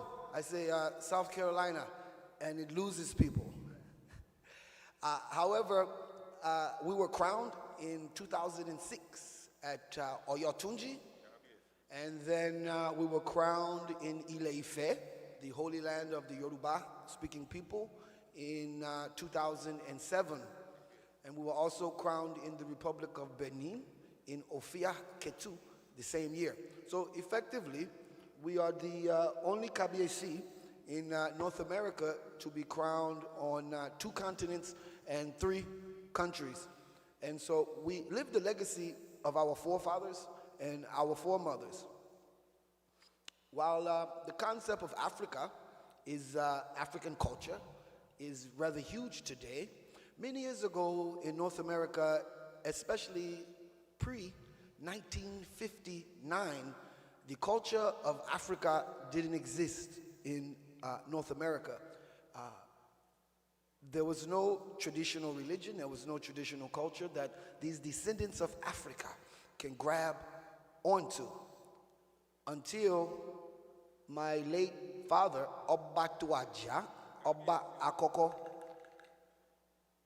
Oba Osageman, decided that the only way forward for black people in the United States of America was to adapt, to readapt the culture of their ancestors.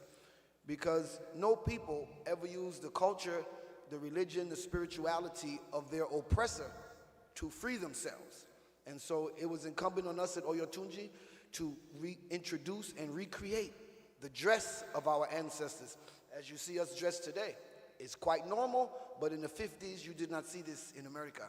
We had to recreate, we had to reintroduce the language of our ancestors.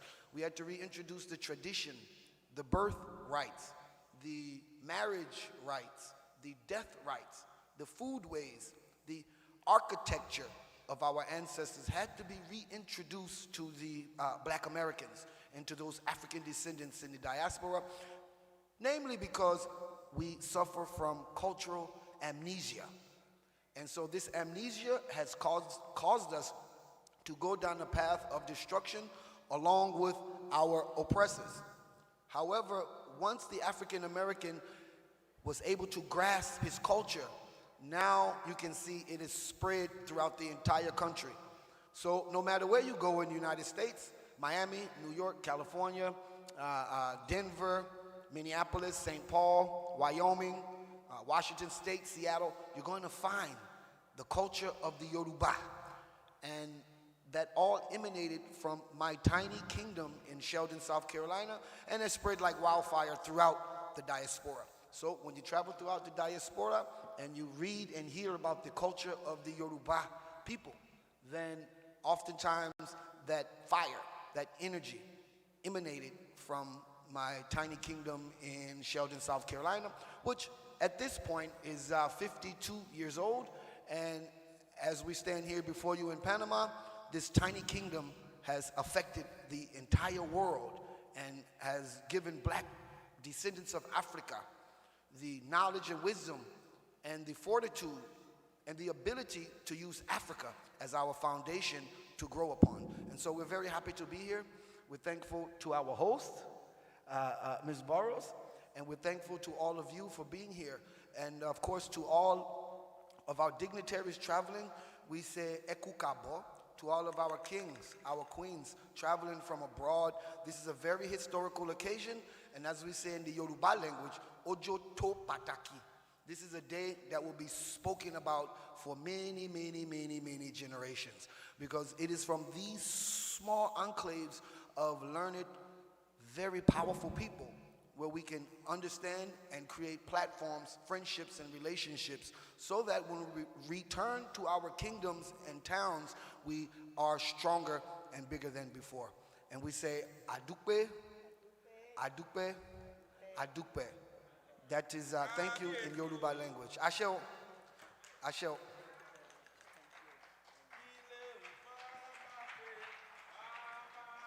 Thank you, thank you. In closing now, we are going to have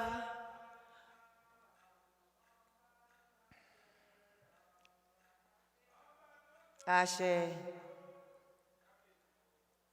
In closing now, we are going to have a special guest that is going to sing to us. And after that, we're going to go and have lunch. And at 1:30, we need to be on the first floor in order to go to the Parlatino. We have to be there at 2 o'clock. So everyone, 1:30 downstairs after our beautiful queen of Panama. She's one of the best singer for our community, Idania Dauman. Please welcome her with an applause. She has been keeping us going all this time from yesterday. So just give her a better applause than that, please.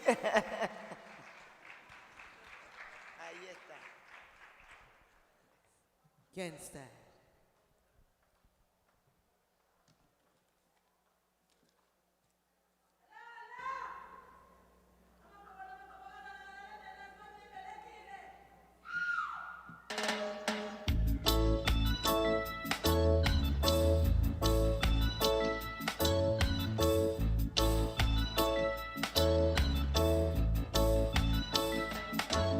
Don't worry about a thing.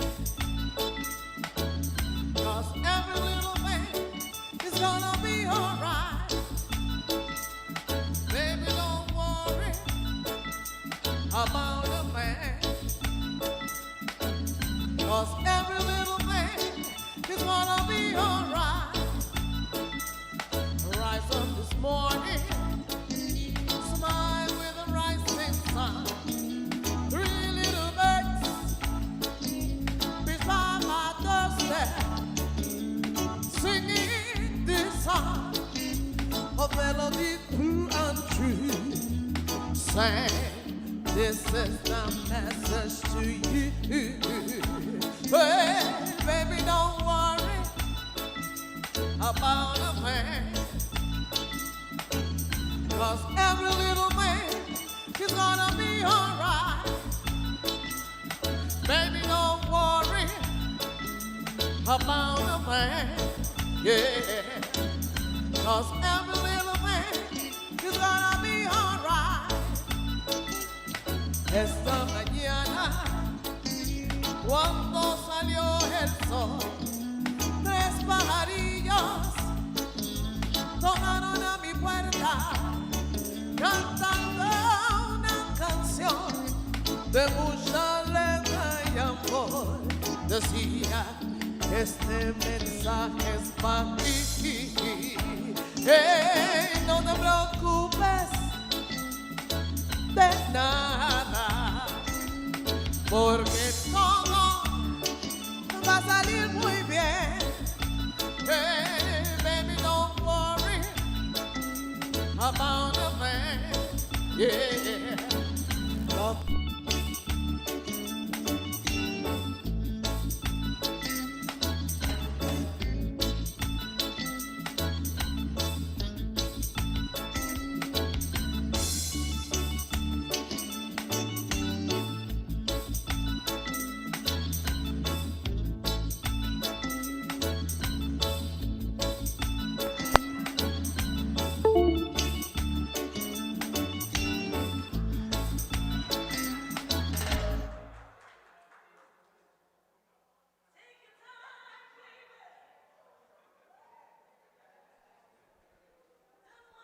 Sí. Okay, we finished before rain start to do the thing. Come on, jump in my line. I said, come on, jump in my line. I've been waiting so long. Come on, jump in my line. Come on, jump in my line. I said, come on, jump in my line. I've been waiting so long. Come on, jump in my line. Don't like me what to do. In life is how you do. So come on and dance this song. This girl is bad. In life is not what you do. In life is how you do. So come on and dance this song. This girl is so just right.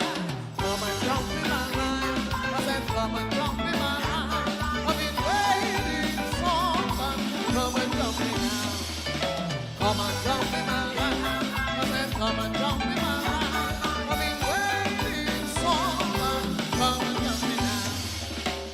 You tell me what to do, and you don't know what to do. So come on and hold my hand and dance to dance. You tell me what to do, but you don't know what to do. Come on in and hold me tight and dance. Come on, jump in my line. Come on, jump in my line. I've been waiting so long. Come on, jump in now. Come on, jump in my line. Come and jump in my line. I've been waiting so long. Come and jump in now. Hey! We have an announcement. The schedule of the activities are outside at the reception.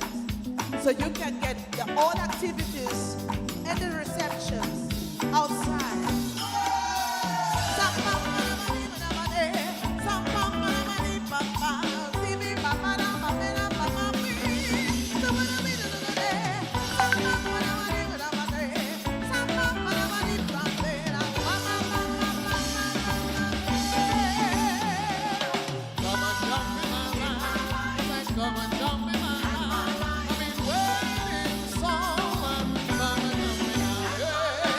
Come on, jump in my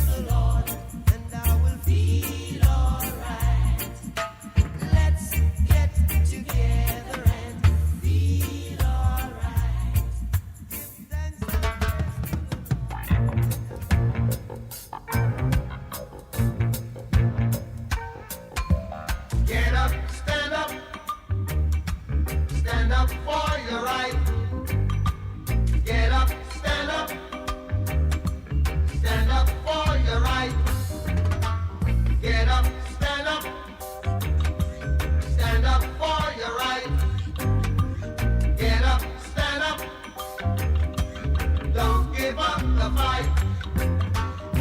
Preacher man, don't tell me heaven is under the earth.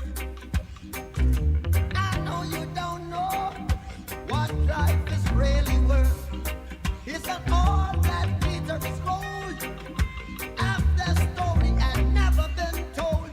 So now you see the light. Hey, stand up for your right. Come on, get up, stand up. Stand up for your right. Get up, stand up. Don't give up the fight. Get up, stand up. Stand up for your right. Get up, stand up. Don't give up the fight. Most people think great God will come from the sky, take away everything and make everybody feel high. But if you know what life is worth, you will look for yours on earth. And now when you see the light, you stand up for your right. Yeah. Get up, stand up. Yeah, yeah. Stand up for your right. Get up, stand up. Get up, stand up. Don't give up the fight. Life is your right. Get up, stand up. So we can't give up the fight. Stand up for your right. Lord, Lord. Get up, stand up. Keep us traveling on. Don't give up the fight. Yeah. We're sick and tired of your ism, schism, game. Dine and go to heaven in Jesus' name, Lord. We know and we understand. Almighty God is a living man. You can fool some people sometimes, but you can't fool all the people all the time. So now we see the light. We gonna stand up for our rights. So you better get up, stand up. Don't give it up. Stand up for your right. Stand up right now. Get up, stand up. Don't give up the fight. Don't give it up. Don't give it up. Get up, stand up. Get up, stand up. Stand up for your right. Get up, stand up. Get up, stand up. Don't give up the fight. Get up, stand up. Get up, stand up. Stand up for your right. Get up, stand up.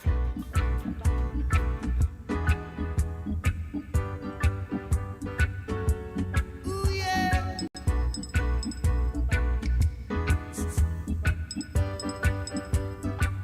Well, all right, we're jamming. I wanna jam it with you. We're jamming, jamming, and I hope you like jamming too. And the rules ain't no vow. We can do it anyhow. I and I will see you through. 'Cause every day we pay the price. We're the living sacrifice. Jamming till the jam is through. We're jamming.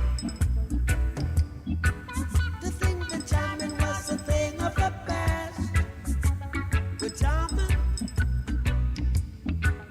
And I hope this jam is gonna last. No bullet will stop us now. We need to beg, no, we won't bow. Neither can be bought nor sold. We all defend the right. Judge, our children must unite. Oh, life is worth much more than gold. We're jamming, jamming, jamming, jamming, and we're jamming in the name of the Lord. We're jamming, jamming, jamming, jamming. We're jamming right straight from your Holy Mount Zion, Holy Mount Zion, just seated in Mount Zion. It rules all creation. Yeah, we're jamming. Up to our war, we're jamming. See, I wanna jam it with you. We're jamming, jamming, jamming, jamming. And jam them up, you're jamming too. Jah knows how much you try. The truth again is high to keep you satisfied. True love I know exists is the love I can't resist. me so. Jam by my side. Well, jamming, I wanna jam it with you. We're jamming, we're jamming, we're jamming, we're jamming, we're jamming, we're jamming, we're jamming, we're jamming. Hope you like jamming too. We're jamming, we're jamming, we're jamming, we're jamming. I wanna jam with you now. We're jamming, we're jamming. Hope you like jamming too. And I hope you like jamming. I hope you like jamming. 'Cause I wanna jam it with you. I wanna jam it with you. I hope you like jamming too. I wanna jam it. I wanna jam it.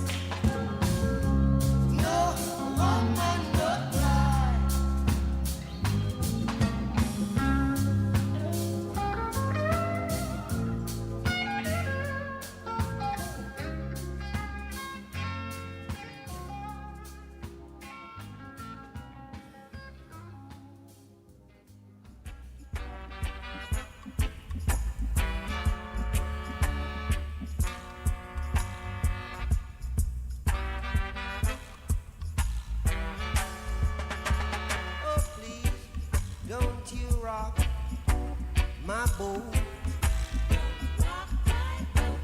'Cause I don't want my boat to be rocking. Oh, please, don't you rock my boat. No, no, 'cause I don't want my boat to be rocking. I'm telling you that, oh, oh, oh, oh, I like it like this. So keep it steady like this.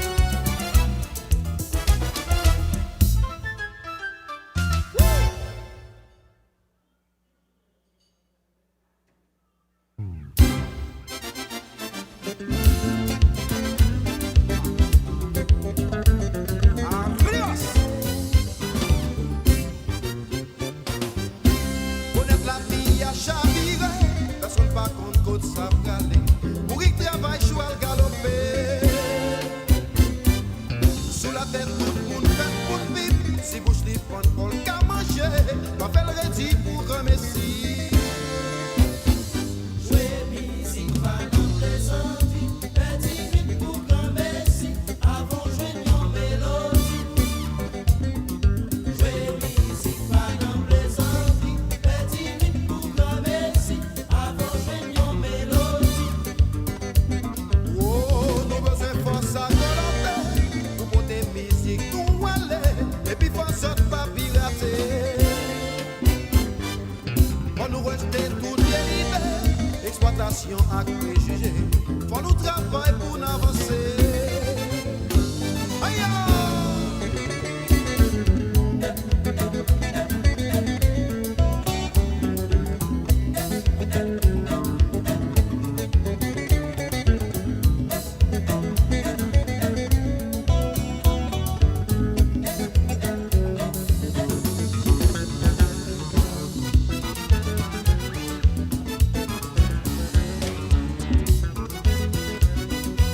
Digital Express, mets-le.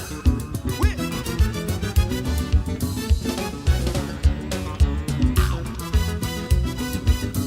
La vie a pas demandé ça. Si le travail faut manger, avec patience et courage, toujours on va récolter. La vie a pas demandé ça. Si le travail faut manger, avec patience et courage, toujours on va récolter. C'est pas parce que m'pas gain l'argent, c'est pas parce que m'pas gain dollar, c'est pas parce que m'pas citizen, on comprend pour nous avili moi. C'est pas parce que m'pas gain l'argent, c'est pas parce que m'pas gain green card, c'est pas parce que m'pas Madonna, on comprend pour nous avili. La vie a pas demandé ça, si ma travail faut manger, avec patience et courage, le jour m'en va récolter. La vie a pas demandé ça, si ma travail faut manger, avec patience et courage, le jour m'en va récolter.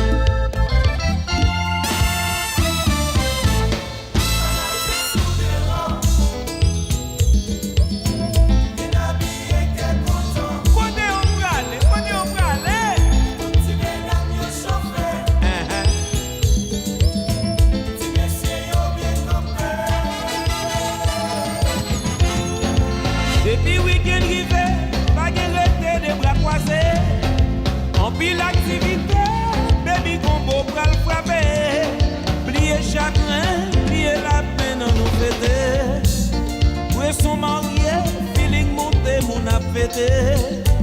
Tout fanatique, yo de mes en l'air. On passe son médicament, divertissement chrétien vivant. Ou mettre sous béquille ou qu'à danser.